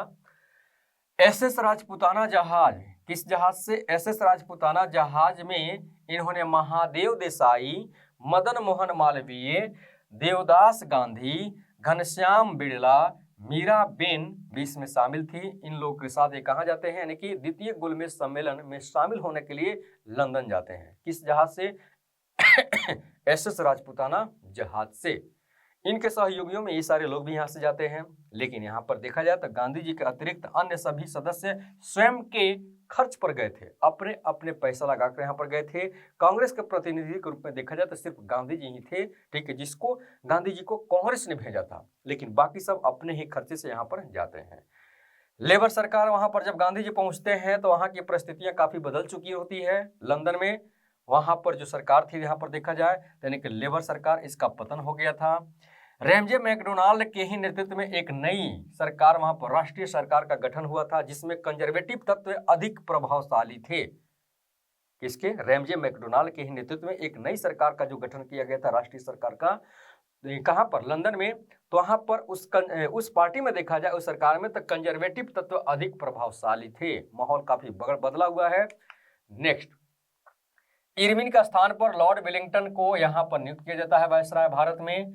परिस्थितियों में गोलमेज सम्मेलन के सफल होने में देखा जाए तो संदेह है, यानी कि इन सारे परिस्थितियों में गोलमेज सम्मेलन में जो बातें यहाँ पर संपन्न होने वाली है, या जो बातें यहाँ पर नियम कानून जो यहाँ पर लाए जाने वाले हैं, या जो संधि शर्तें होने वाली है, उस पर संदेह सबको लगने लगा कि परिस्थितियां बदल चुकी है, क्या पता हमारी बातों को इसमें माना जाएगा कि नहीं। सम्मेलन सेंट पैलेस में लंदन में आयोजित की जाती है। इसमें सम्मेलन में शामिल थे, कौन कौन थे? तो सरोजिनी नायडू महिला प्रतिनिधि के रूप में यहाँ पर शामिल थे। एनी बेसेंट, मदन मोहन मालवीय हिंदू महासभा की तरफ से लोग शामिल थे। GD बिड़ला जो थे व्यवसायी थे, ठीक है। तेज बहादुर सप्रो और CY चिंतामणि ये उदारवादी नेता थे। और जिन्ना अली इमाम इकबाल मुस्लिम लीग के सदस्य थे। SK दत्ता भारतीय ईसाई थे। और डॉक्टर अंबेडकर अछूत फेडरेशन से इसमें देखा जाए तो इसमें भाग लिया था इन लोगों ने। ये सारे लोग जो है द्वितीय गोलमेज सम्मेलन लंदन में जो आयोजित किया गया था, उनमें गांधी जी के साथ यहाँ पर देखे तो ये सारे लोग इसमें क्या थे, यानी कि उसमें भाग लिए हुए थे। नेक्स्ट, सम्मेलन में अल्पसंख्यकों के मुद्दे को लेकर गतिरोध उत्पन्न हो गया। अल्पसंख्यकों के, मुसलमानों के अतिरिक्त अन्य वर्ग भी पृथक निर्वाचन की मांग करने लगे, जो पहले गोलमेज सम्मेलन में भी हुआ था। यहां पर भी वही कहानी है। भीमराव अंबेडकर ने भी दलितों के लिए पृथक निर्वाचक मंडल की सुविधा यहां पर खोजने लगे, यानी कि मुस्लिम लीग पृथक निर्वाचक मंडल की जो मांग कर रहे थे वो तो था ही, लेकिन उसके अलावा यहाँ पर दलित वर्ग भी क्या यहाँ पर पृथक निर्वाचक मंडल की मांग किया जा रहा था दलितों के लिए, भीमराव अंबेडकर के लिए, जिसे गांधी जी ने अस्वीकार कर दिया। इन सारे परिस्थितियों को देखकर, यानी कि इन सारे बातों को देखकर, ठीक है, इन सारे शर्तों को देखकर यहाँ पर गांधी जी कहते हैं कि यह स्वीकृति योग्य नहीं है, इसको अस्वीकार कर दिया जाए। गांधी जी सभी मांगे मानने के लिए तैयार थे, लेकिन मुस्लिम लीग कांग्रेस के स्वराज की मांग का समर्थन करे, इस बात पर सारे मांग यहाँ पर वो मानने के लिए तैयार थे, लेकिन वो समर्थन नहीं किए। लीग ने समर्थन देने से इनकार कर दिया और वार्ता यहाँ पर क्या होती है? टूट जाती है। यानी कि गोलमेज सम्मेलन में जिस तरह की वार्ता हो रही थी वो क्या हो जाती है? टूट जाती है। अंततः सांप्रदायिक मुद्दे पर कोई निर्णय न होने के कारण द्वितीय गोलमेज सम्मेलन बिना किसी परिणाम के समाप्त हो जाता है। द्वितीय गोलमेज सम्मेलन समाप्त हो जाता है। उसके बाद फ्रैंक मॉरेंस, यानी कि द्वितीय गोलमेज सम्मेलन से संबंधित कुछ यहाँ पर दृश्य है, युक्ति है, ठीक है, कोटेशन है, जिसको यहाँ पर जानना जरूरी है। फ्रैंक मॉरिस ने कहा था कि अर्धनंगे फकीर के ब्रिटिश प्रधानमंत्री से वार्ता हेतु सेंट पॉल पैलेस के सीढ़ियों पर चढ़ने का दृश्य अपने आप में एक अनोखा तथा दिव्य प्रभाव उत्पन्न कर रहा है। यानी कि गांधी जी को इसने अर्धनंगे फकीर कहा था, यानी कि एक भारत का अर्धनंगा फकीर हम ब्रिटिश प्रधानमंत्री के साथ समझौता करने आ रहा है। तो इसने गांधी जी के बारे में यहाँ पर एक इसकी बात आती है कि अर्धनंगे फकीर के ब्रिटिश प्रधानमंत्री से वार्ता हेतु सेंट पॉल पैलेस की सीढ़ियां चढ़ने का दृश्य अपने आप में क्या है? अनोखा है तथा दिव्य प्रभाव उत्पन्न कर रहा है। यानी कि उसको काफी आश्चर्यचकित होता है, ठीक है, कि ऐसा व्यक्ति जो अर्धनंगा है, ठीक है, गांधी जी को आप जानते हैं बस एक धोती पहन लेते थे और पूरे शरीर उनका क्या यानी कि नंगा ही रहता था। तो इस तरह से देखा जाए तो उनके बारे में कह रहा है कि वह हमारे प्रधानमंत्री से यहाँ पर समझौता कर रहा है, यानी कि यहाँ पर आकर उनसे वार्तालाप करने के लिए आ रहा है। यह उसको काफी आश्चर्यजनक लगता है। विंस्टन चर्चिल भी यहाँ पर एक बात करता है, ठीक है। विंस्टन चर्चिल जो यहाँ पर देखे तो गांधी जी को क्या कहता है, देशद्रोही फकीर कहता है। देशद्रोही फकीर यानी कि इंडिया को अपना देश मानता है, या जहाँ जहाँ इसकी उपनिवेश है वो अपनी देश अपनी जागीर मानता है, और गांधी जी के द्वारा किया जाने वाला आंदोलन से जो उसकी मान हानि होती है या जो भी वहाँ पर उसकी जो हानि होती है, लॉस होती है आर्थिक, वह सब इसमें क्या कहता है, विंस्टन चर्चिल कहता है कि यह देशद्रोही फकीर है, ठीक है। वेंस्टियाना नामक इटालियन पोत, यानी कि गांधी जी अब वापस होते हैं, और किससे होते हैं, वेंस्टियाना नामक एक इटालियन पोत है, ठीक है, जहाज है। इसके माध्यम से 1931 को यह क्या होते हैं, बंबई पहुंचते हैं, ठीक है। और गांधी जी ने कहा कि मैं जब बंबई पहुंचते हैं तो इनके स्वागत के लिए ढेर सारे लोग यहाँ पर इकट्ठा हैं। तो इन्होंने उन लोगों को कहा जो स्वागत में खड़े थे, मैं खाली हाथ तो जरूर लौटा हूं, पर अपने देश की साख को बट्टा नहीं लगने दिया हूं। यानी कि जिस तरह के सांप्रदायिक बातें वहां पर पृथक निर्वाचन की बात की जा रही थी, हिंदुओं में भी पृथक निर्वाचन की बात की जा रही थी दलितों के लिए, तो इसके वजह से यहाँ पर कहते हैं कि मैं खाली हाथ तो जरूर लौटा हूं, पर अपने देश की साख को बट्टा नहीं लगने दिया हूं। तो यह हमारा देखें तो यह हमारे किसका युक्ति होता है, तो यह महात्मा गांधी का होता है। सविनय अवज्ञा आंदोलन को पुनः प्रारंभ करने की घोषणा की जाती है। द्वितीय सविनय अवज्ञा आंदोलन 1932 से लेकर 34 के बीच में इसको की जाती है। सविनय अवज्ञा आंदोलन का दूसरा चरण है। इसमें कांग्रेस कार्य समिति 1 जनवरी 1932 को यह निर्णय लेती है कि सविनय अवज्ञा आंदोलन को प्रारंभ किया जाए। शीर्ष नेता में गांधी जी, नेहरू और खान अब्दुल गफ्फार खां आदि को फिर गिरफ्तार कर लिया जाता है। जैसे ही दूसरी सविनय अवज्ञा आंदोलन दूसरा चरण इसका शुरू होता है तो शीर्ष नेताओं को गिरफ्तार कर लिया जाता है। कांग्रेस को फिर गैर कानूनी संस्था घोषित कर दिया जाता है, क्योंकि कांग्रेस के सदस्यों को गिरफ्तार करना था तो कांग्रेस को ही गैर कानूनी घोषित कर देते हैं लोग, ठीक है, ताकि वहां पर जो भी उसमें लोग हैं नहीं कि गैर कानूनी कार्य कर रहे हैं, इस तरह से उनको पकड़ने में, यानी कि एक तरह से देखा जाए तो एक मतलब कि उनको एक मौका मिल जाएगा। कांग्रेस की संपत्ति को जब्त कर लिया जाता है। बड़ी संख्या में लोगों ने गिरफ्तारियां यहां पर दी, ठीक है। 2 भारतीय रियासतों कश्मीर एवं अलवर, राजस्थान का कौन सा एरिया, अलवर में तीव्र जन प्रतिक्रिया होता है। कश्मीर और अलवर में दूसरे चरण जो है सविनय अवज्ञा आंदोलन का, उसमें देखा जाए तो कश्मीर और अलवर में तीव्र जन प्रतिक्रिया होता है, उभरता है। आंदोलन का एक महत्वपूर्ण जो यहाँ पर पहलू दिखाई देता है। 1932 में शेख अब्दुल्ला ने नेशनल कॉन्फ्रेंस की स्थापना किया था। यही नेशनल कॉन्फ्रेंस की स्थापना देखें तो शेख अब्दुल्ला 1932 में ही कर चुके थे। वर्ष 1931 से 32 के मध्य क्रांतिकारी आतंकवाद की लगभग 92 वारदातें हो चुकी थी। द्वितीय जो यानी कि सविनय अवज्ञा आंदोलन का दूसरा चरण है, ठीक है, तो उसके पहले कुछ समय पहले यानी कि 1931 से लेकर 32 के मध्य देखें तो क्रांतिकारी आतंकवाद के लगभग 92 वारदातें यहाँ पर हो चुकी हैं, 92 घटनाएं हो चुकी है। सुनीता चौधरी तथा शांति चौधरी जो स्कूली छात्राएं थीं, इन्होंने क्या किया था कि टिपरा के जिला मजिस्ट्रेट को गोली मार दिया था।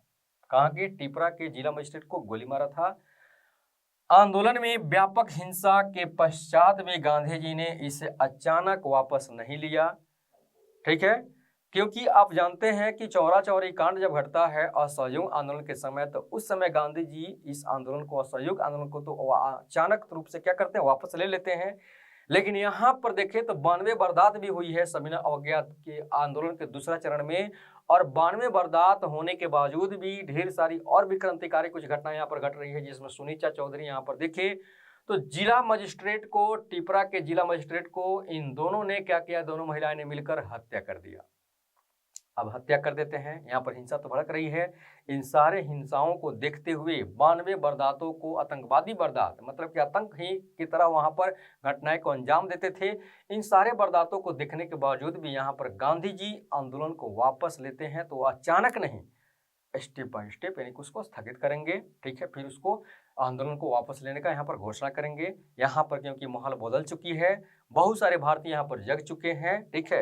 अब आंदोलन को यहाँ पर देखा जाए, यानी कि कोई भी भारतीय कट जाए या मर जाए, यहाँ पर पीछे नहीं हटने वाला है। जो इसमें आंदोलन में आए हुए हैं, गांधी जी को यहाँ पर बहुत बड़ा एक समर्थन मिलता है इस आंदोलन के माध्यम से, इसलिए उन्होंने इस आंदोलन को अचानक वापस नहीं लिया और लोगों को बात को देखते हुए मई 1933 में इसे स्थगित कर दिया गया। कब किया गया? मई 1933 में स्थगित कर दिया जाता है। अंततः अप्रैल 1934 में गांधी जी ने इसे वापस ले लिया और देखिए तो लगभग एक साल के बाद, स्थगित करने के एक साल के बाद यहाँ पर गांधी जी इस आंदोलन को क्या करते हैं? वापस ले लेते हैं। अप्रैल में देखा जाए तो 1934 में पटना में, अप्रैल में 1934 का पटना में कांग्रेस कार्यकारिणी की बैठक होती है और इसी में निर्णय लिया जाता है कि इस आंदोलन को अब वापस ले लिया जाए, ठीक है। इसमें हिंसक वारदातें बहुत हो रही है और देखा जाए तो यह अब मतलब कि इसका कोई अब महत्वपूर्ण कार्य नहीं रह गया है, इसलिए इसको वापस ले लिया जाता है। पहली बात बीपीएससी के लिए काफी इंपॉर्टेंट हो जाएगा कि किस कार्यकारिणी, यानी कि कहां पर ये बैठक हुई थी, कांग्रेस की कार्यकारिणी का बैठक हुई थी, जहां पर सविनय अवज्ञा आंदोलन के दूसरे चरण जो था उसको वापस लिया गया था। तो आपको ये काफी इंपॉर्टेंट है, पटना में कांग्रेस कार्यकारिणी की बैठक के दौरान ही यहाँ पर वापस लेने का, इस आंदोलन को वापस लेने का निर्णय लिया जाता है। अब है सांप्रदायिक निर्णय 1932 की घटना। ब्रिटिश प्रधानमंत्री रैमजे मैकडोनाल्ड ने 16 अगस्त 1932 में यहाँ पर सांप्रदायिक निर्णय लिया। सांप्रदायिक निर्णय में देखिए तो सांप्रदायिक अधिनिर्णय कम्युनल अवार्ड को हम लोग कहते हैं, जिसकी घोषणा इन्होंने किया। किसने किया था? ब्रिटिश प्रधानमंत्री रैमजे मैकडोनाल्ड ने किया था। इसके माध्यम से देखें तो, इस घोषणा पत्र के माध्यम से देखें तो इसमें ये भावना आ रही थी कि इन्होंने अंग्रेजों की एक बहुत बड़ी एक चाल थी इनकी, और इस चाल में फूट डालो और राज्य करो की नीति का एक और प्रमाण यहाँ पर जग जाहिर होता है। मतलब हिंदू और मुस्लिम की एकता को, हिंदुओं की जो आपसी एकता है उसमें भी क्या करना है? फूट डालना है, ठीक है। और इस कम्युनल अवार्ड के माध्यम से ताकि इनकी एकता क्या हो जाए? धराशायी हो जाए, एकता तहस नहस हो जाए। और फूट डालो और राज करो, यानी कि फूटे रहेंगे आपस में, ये लोग टूटे रहेंगे, ठीक है, इनकी एकता नहीं रहेगी तो हम बहुत लंबे समय तक क्या करेंगे? राज करेंगे। और इसलिए इस मतलब कि अधिनियम को लाया जाता है, सांप्रदायिक निर्णय को लाया जाता है। सांप्रदायिक पंचांग के अंतर्गत पृथक निर्वाचक पद्धति को मुसलमानों में भी लागू किया गया, भारतीय ईसाइयों में लागू किया गया, यूरोपियनों में भी लागू किया गया, एंग्लो इंडियन के साथ साथ सिखों के अतिरिक्त देखें तो हरिजनों पर भी इसको लागू कर दिया गया। इस देखें तो कम्युनल अवार्ड में इन सारे लोगों पर क्या किया जाता है? इसको लागू कर दिया जाता है। देखिए कैसे मतलब कि भारतीय एकता को जो यहाँ पर देखिए अलग अलग धर्म के लोग जो हैं इन पर इस तरह के आक्षेप तो नहीं कहेंगे, मतलब कि इन पर इस तरह के एक तरह का सांप्रदायिक निर्णय दिया जाता है, यानी कि इनको तोड़ तोड़ कर अलग अलग भागों में करने के लिए, अलग अलग मतलब कि इनको एकता को खंडित करने के लिए यहाँ पर उपाय किया जाता है। और ये करने का दुस्साहस कौन कर रहा है? तो ब्रिटिश प्रधानमंत्री रैमजे मैकडोनाल्ड के द्वारा इसको किया जा रहा है। महात्मा गांधी ने क्या किया था? इसका काफी विरोध किया था। दलित वर्ग के प्रतिनिधि का चुनाव यहाँ पर वैश्य मताधिकार के आधार पर होनी चाहिए, वैश्य मताधिकार के आधार पर आम निर्वाचन मंडल के माध्यम से होनी चाहिए, इसकी वकालत गांधी जी ने कहा था। इस कम्युनल अवार्ड को विरोध करते हुए गांधी जी ने 20 सितंबर 1932 से आमरण अनशन प्रारंभ कर दिया। इन्होंने अनशन प्रारंभ कर दिया कि ऐसी जो यहाँ पर जो धारणा बनी हुई है, ठीक है, जो कम्युनल अवार्ड की जो धारणा बनी है, सांप्रदायिक जो निर्णय लिए जा रहे हैं हर एक के मतलब कि समुदाय के लिए, हर एक जाति धर्म के लिए, तो यहाँ पर क्या है, यानी कि उसके विरोध में इन्होंने क्या कर दिया? अनशन कर दिया, भूख हड़ताल कर दिया। इस समय गांधी जी पुणे की यरवदा जेल में थे। कहाँ पर? पुणे की यरवदा जेल में थे। और इस अनशन में उनका साथ एनजी रंगा ने दिया था, ठीक है। नेक्स्ट पुणे समझौता 1932 यहाँ पर इस घटना से संबंधित है। सांप्रदायिक निर्णय की जो घोषणा हो जाएगी रैमजे मैकडोनाल्ड के माध्यम से, उसी का यह क्या है? कड़ी है।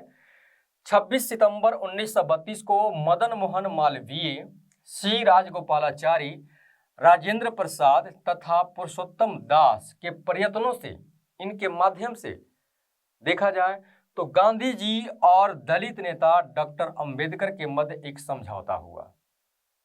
मतलब कि यहाँ पर डॉक्टर अंबेडकर इस समझौते में शामिल नहीं होना चाहते थे, ठीक है, जो पूना में होने वाला था।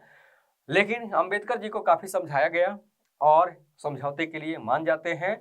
और फिर इस समझौते में क्या निर्णय लिया जाता है, इसे पूना पैक्ट या पूना समझौता भी कहा जाता है। रविन्द्रनाथ टैगोर ने भारत की एकता तथा उसकी सामाजिक अखंडता के लिए यह उत्कृष्ट बलिदान है, ऐसा उन्होंने कहा गांधी जी के बारे में, ठीक है, कि हरिजनों को, यानी कि जो दलित वर्ग है जो अंबेडकर के नेतृत्व में है, वो जो यहाँ पर सांप्रदायिक निर्णय के माध्यम से, यानी कि एक तरह का अलग जो उनको बांटने की काम हो रही है हिंदुओं से, ठीक है, हिंदुओं में भी फूट डालने की बात हो रही है, तो गांधी जी ने इसके लिए अनशन किया, ठीक है, यानी कि भूख हड़ताल किया। और इस भूख हड़ताल करने की एक बड़ी ये जो इनकी योजना थी और इतना बड़ा साहस जो था, उस साहस पर रविन्द्रनाथ टैगोर ने भारत की एकता तथा उसकी सामाजिक अखंडता के लिए यह उत्कृष्ट बलिदान है, ऐसा इन्होंने गांधी जी के बारे में कहा था कि बहुत बड़ी गांधी जी क्या कर रहे हैं, बलिदान दे रहे हैं।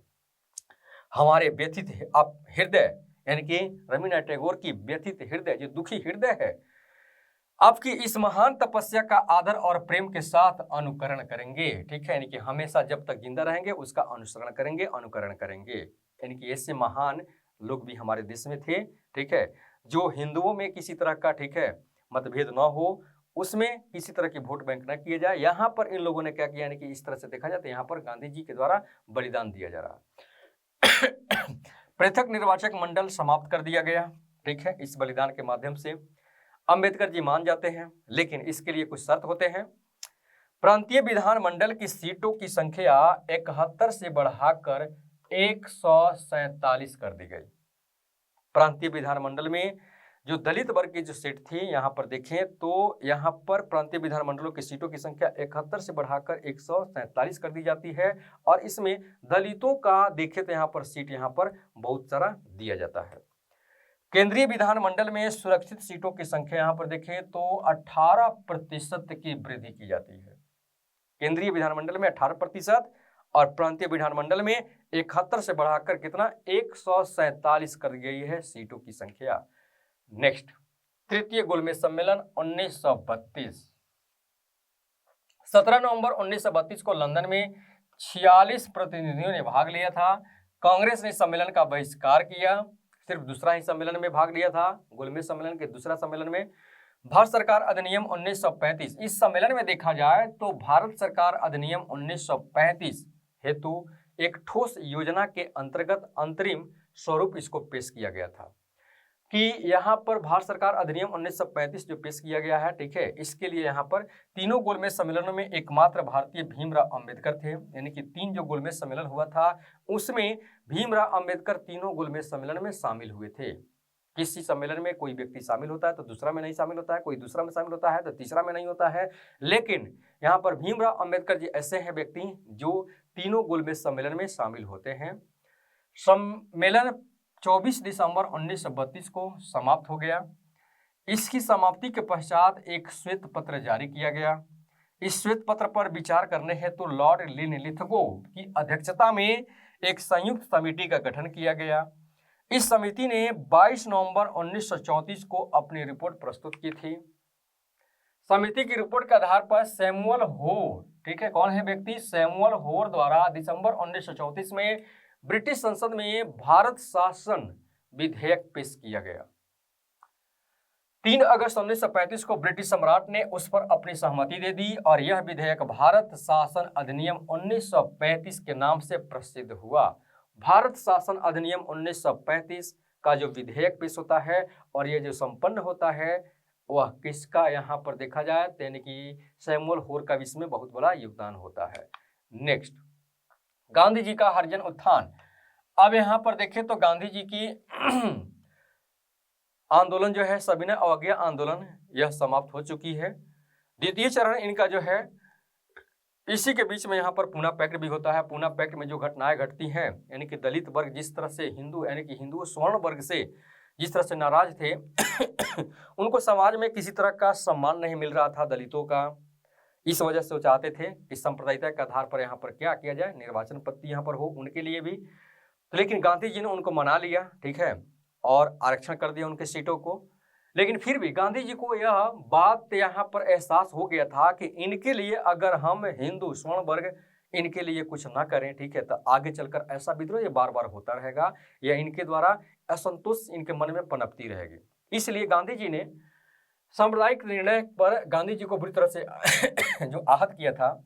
दलित वर्गों को गांधी जी ने क्या किया था, हरिजन का नाम महात्मा गांधी द्वारा दिया गया।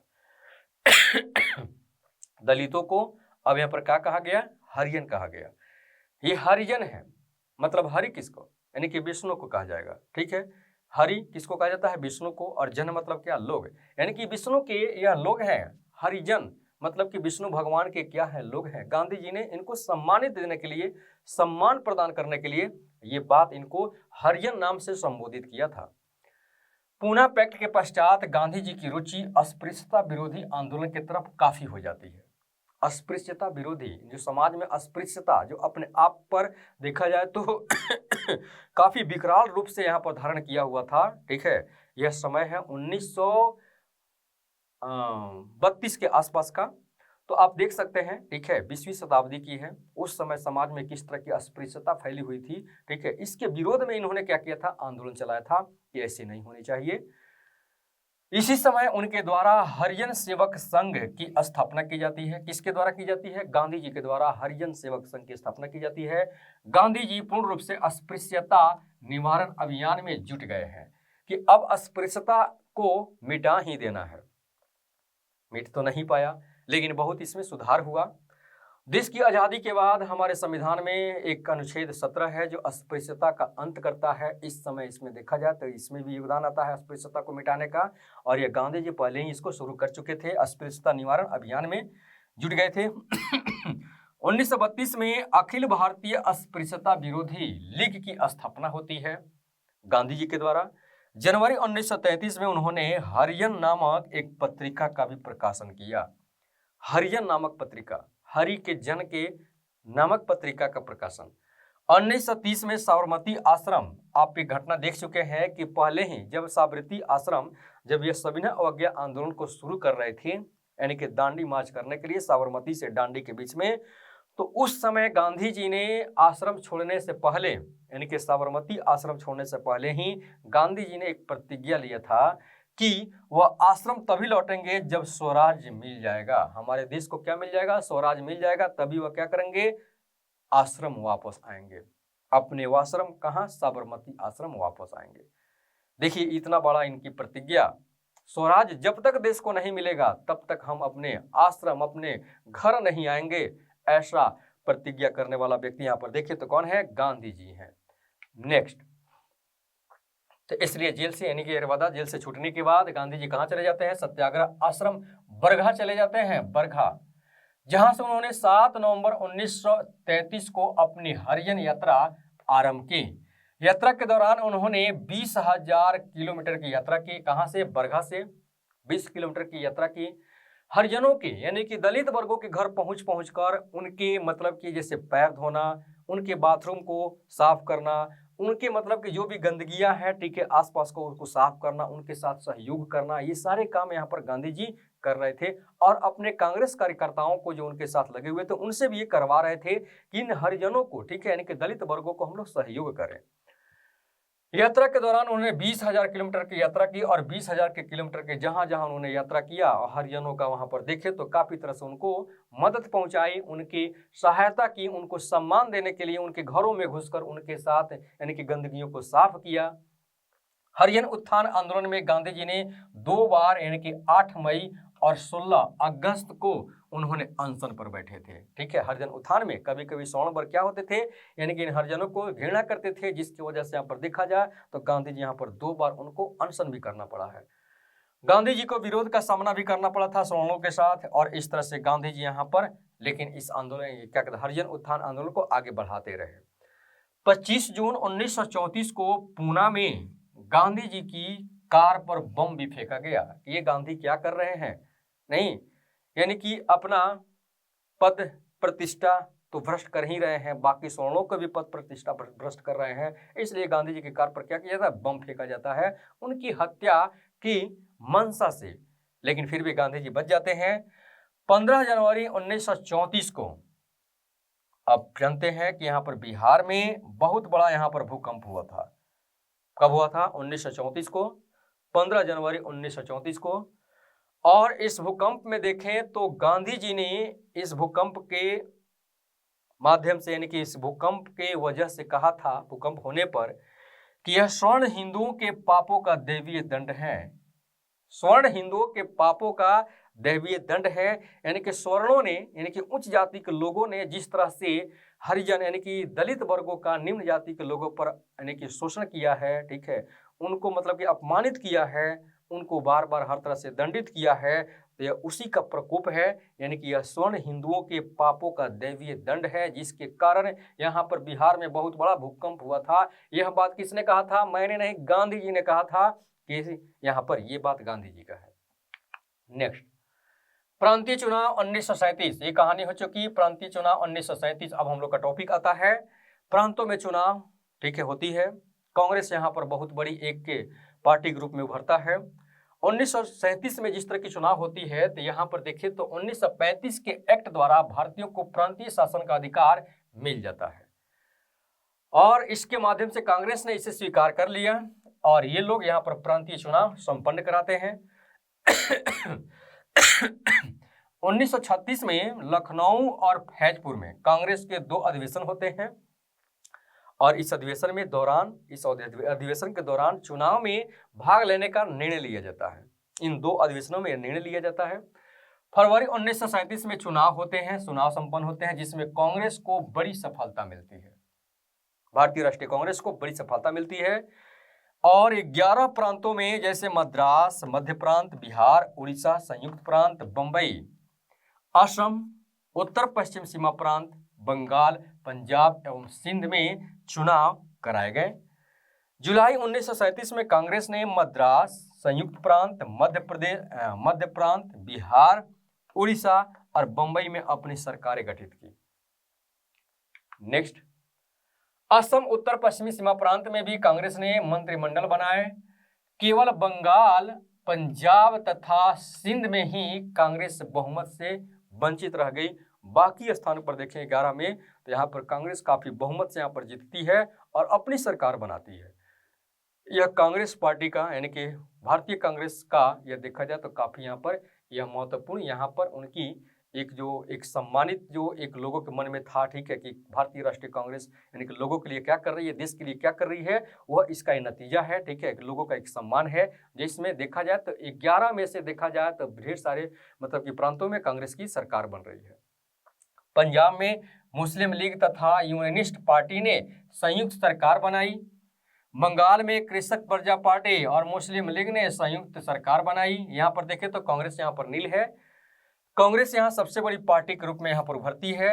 सिंध में सिंध यूनाइटेड पार्टी के अधीन संयुक्त सरकार का गठन किया जाता है। यानी कि 3 जगह पर देखें तो यहाँ पर जिस तरह की संयुक्त सरकारें का गठन किया जाता है, लेकिन फिर भी यहाँ पर देखें तो कांग्रेस एक बहुत बड़ी पार्टी के रूप में यहाँ पर नजर आती है। नेक्स्ट, कांग्रेस मंत्रिमंडलों का कार्यकाल 1937 से लेकर 1929 तक यहाँ पर होता है। उसके बाद सारे लोग इस्तीफा दे देते हैं, घटनाएं घटती है।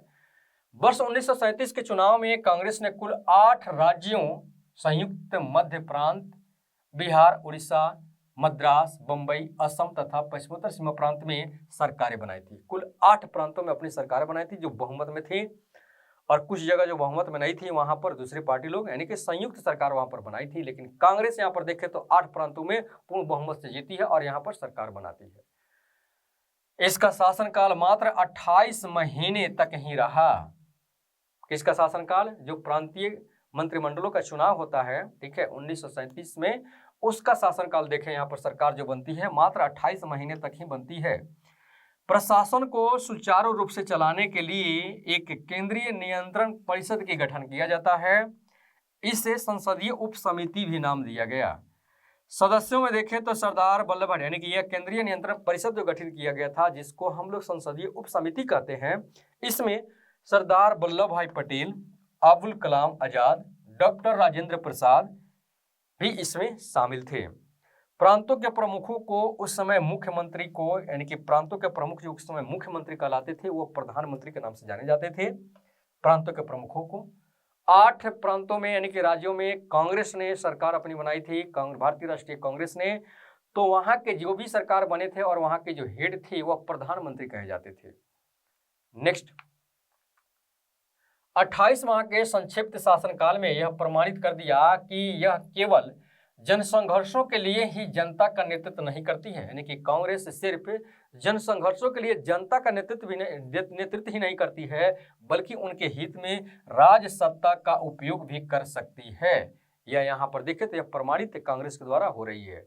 कांग्रेस अध्यक्ष सुभाष चंद्र बोस ने जवाहरलाल नेहरू की अध्यक्षता में वर्ष 1938 में राष्ट्रीय योजना समिति की नियुक्ति करते हैं। एक बात यहाँ पर है, यानी कि कांग्रेस अध्यक्ष सुभाष चंद्र बोस ने जवाहरलाल नेहरू की अध्यक्षता में एक अलग यहाँ पर समिति, कमेटी आती है, राष्ट्रीय योजना समिति। राष्ट्रीय योजना समिति यहाँ पर किसके माध्यम से लाया जाता है? सुभाष चंद्र बोस के माध्यम से लाया जाता है। और राष्ट्रीय योजना समिति के अध्यक्ष कौन करते हैं? तो जवाहरलाल नेहरू करते हैं। इसके माध्यम से कांग्रेस सरकार ने योजनाओं के विकास में हाथ बटाने का प्रयास किया। नेक्स्ट, अब विभिन्न प्रांतों में जो बनी सरकारें हैं कांग्रेस का, जो 1937 में जो चुनाव हुआ और उसमें जो सरकारें बनी हैं अलग अलग प्रांतों में, जिसमें 8 प्रांतों में देखें तो कांग्रेस का सरकार बनी है, बाकी सब में भी सरकारें बनी हैं। तो उसकी एक झलक यहाँ पर है। एक तरफ प्रांत है, फिर दल है, फिर नेतृत्व प्रधानमंत्री है। उस समय के प्रांतों के जो मुख्यमंत्री होते थे या मुख्य जो होते थे, मुखिया होते थे, उनको क्या कहा जाता था? प्रधानमंत्री कहा जाता था। बंगाल में कृषक प्रजा पार्टी और मुस्लिम लीग ने मिलकर यहाँ पर संयुक्त सरकार बनाई थी और इसका नेतृत्व यहाँ के प्रधानमंत्री कौन थे? है मुख्यमंत्री ही, लेकिन प्रधानमंत्री कहा जाता था फजल उल हक थे। फजल उल हक बंगाल के प्रधानमंत्री। पंजाब में यूनियनिस्ट पार्टी और मुस्लिम लीग यहाँ पर भी है। यहाँ पर प्रधानमंत्री यानी कि किसके नेतृत्व में सरकार बनती है? तो सिकंदर हयात खां के नेतृत्व में बनती है। सिंध में सिंध यूनाइटेड पार्टी है, ठीक है, और यहाँ पर यह संयुक्त सरकार नहीं बनती है। सिंध यूनाइटेड पार्टी यहाँ पर जीतती है बहुमत में और इसी की सरकार बनती है। और यहाँ के नेतृत्वकर्ता कौन थे? तो गुलाम हुसैन हिदायतुल्ला एवं अल्लाह बख्श सुमरो, ये 2 लोग यहाँ पर इसके नेतृत्व प्रदान कर रहे थे। बिहार में बहुत इंपॉर्टेंट हमारे बीपीएससी के लिए, भारतीय राष्ट्रीय कांग्रेस यहाँ पर सरकार बनाती है और यहाँ के प्रधानमंत्री कौन थे? तो श्री कृष्ण सिंह थे। बिहार के पहले प्रधानमंत्री कौन थे? तो श्री कृष्ण सिंह थे। संयुक्त प्रांत में भारतीय राष्ट्रीय कांग्रेस यहाँ पर सरकार बनाती है और यहाँ पर गोविंद वल्लभ पंत के नेतृत्व में सरकार बनती है। बंबई में भारतीय राष्ट्रीय कांग्रेस और यहाँ पर बीजी खेर के नेतृत्व में सरकार बनती है। केंद्रीय प्रांत में देखें तो भारतीय राष्ट्रीय कांग्रेस यहाँ पर सरकार बनाती है और यहाँ नारायण भास्कर खर्रे के नेतृत्व में बनती है।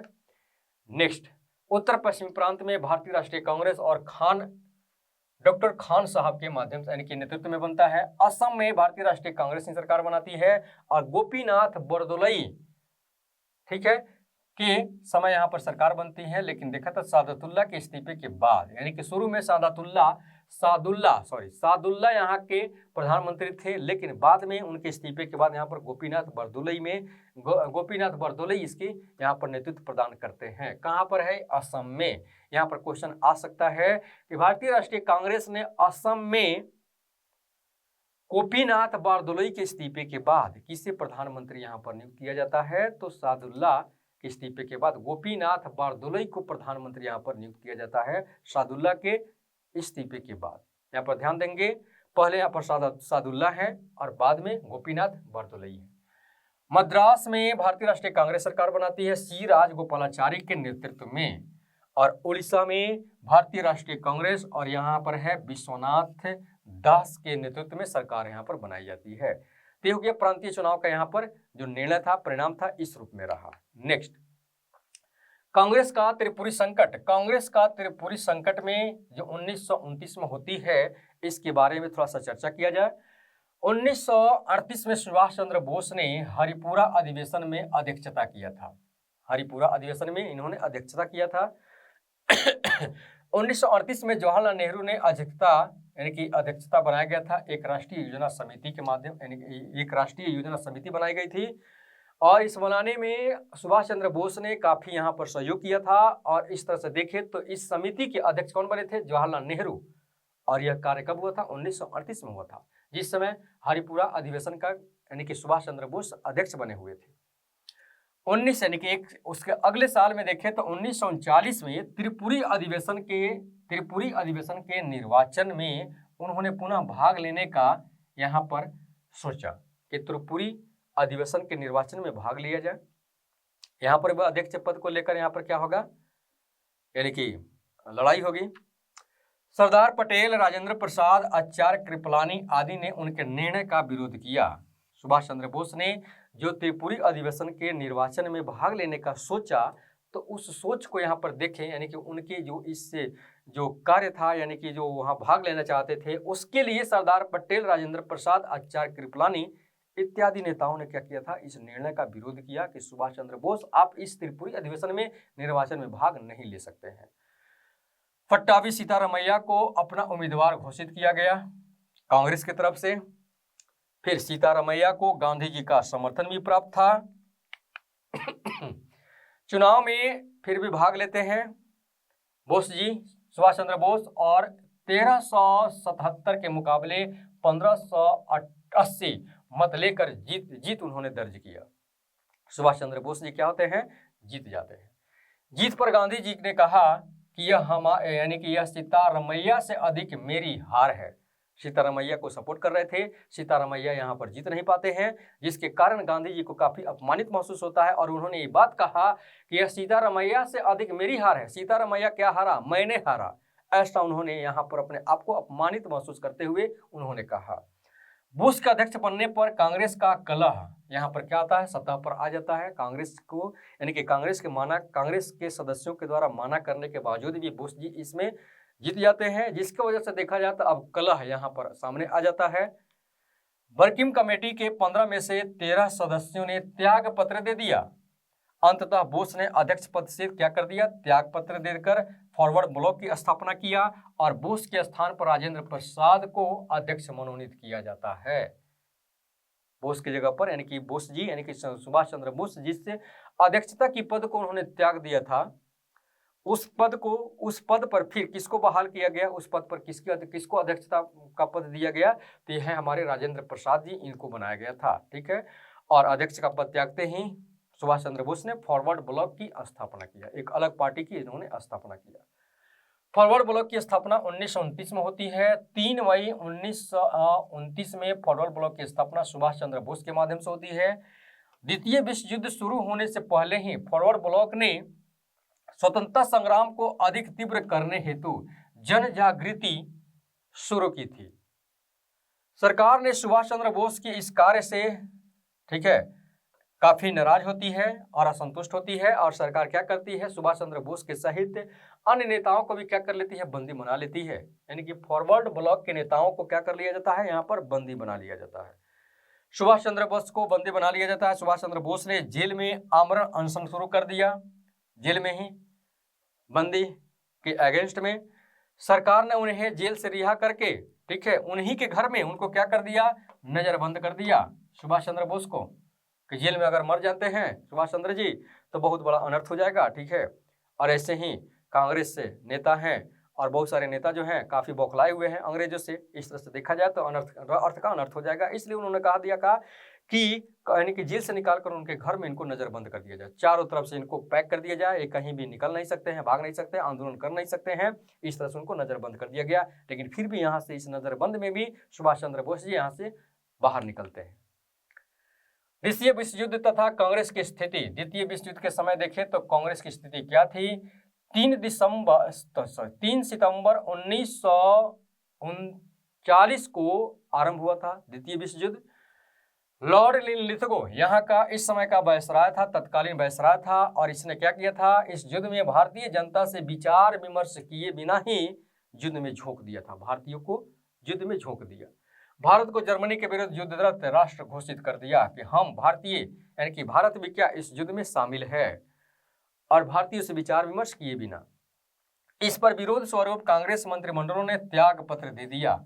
ठीक है, क्या कर दिया? त्याग पत्र दे दिया, यही कारण है कि त्याग पत्र देने के कारण जो 1937 में, ठीक है, प्रांतीय चुनाव हुआ था, उसमें मात्र ये जो कांग्रेस की जो सरकार है या अन्य जो पार्टियों की जो सरकार बनी हुई थी 11 प्रांतों में, और ये कांग्रेस की सरकार के क्या कहते हैं, कांग्रेस की जो यहाँ पर सरकार बनी हुई थी, मात्र 28 महीने तक ही यहाँ पर वह शासन व्यवस्था कर पाई थी। क्योंकि यहाँ पर देखा जाए तो जिस तरह से यह द्वितीय विश्व युद्ध में लॉर्ड यहाँ पर लिथुको के माध्यम से युद्ध में भारतीयों को झोंक दिया जाता है, इससे यह असंतुष्ट होकर क्या करते हैं, कांग्रेस मंत्रिमंडल ने यहाँ पर क्या किया, त्याग पत्र दे दिया।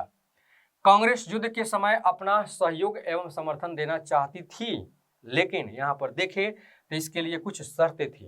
कांग्रेस कहती थी कि यानी कि त्याग पत्र देने के बाद वो कहते थे कि हम समर्थन दे सकते हैं आपको, यानी कि इस युद्ध में हम भी भारतीय शामिल हो सकते हैं, लेकिन इसकी 2 शर्तें हैं। 2 शर्तें कौन कौन है? पहला है कि युद्ध के पश्चात संविधान सभा की बैठक होनी चाहिए, जो संविधान सभा स्वतंत्र भारत की राजनीतिक संरचना पर विचार करेगी। कोई विदेशी यहाँ पर विचार नहीं करेगा, हम भारतीय क्या करेंगे, संविधान सभा की बैठक पर विचार करेंगे हमारे देश की संविधान कैसी होनी चाहिए। दूसरा था कि अतिशीघ्र केंद्र में किसी प्रकार की वास्तविक एवं उत्तरदायी सरकार की स्थापना यहाँ पर की जाए। ये 2 यहाँ पर कंडीशन थे, ठीक है, जो कांग्रेस नेताओं के द्वारा यहाँ पर ये प्रस्तुत किया गया था। लॉर्ड लिथुको जो वायसराय था उसके सामने ये 2 शर्तें रखी गई थी कांग्रेस के द्वारा, यानी कि ये 2 शर्त अगर वो मानता है तो युद्ध में ये लोग शामिल होंगे, उसको मदद करेंगे। लिथुको ने इस प्रस्ताव को अस्वीकार कर दिया क्योंकि स्वीकार योग्य था ही नहीं। उसके लिए 1940 के दशक में भारत की स्वतंत्रता की मांग तीव्र होती जा रही थी।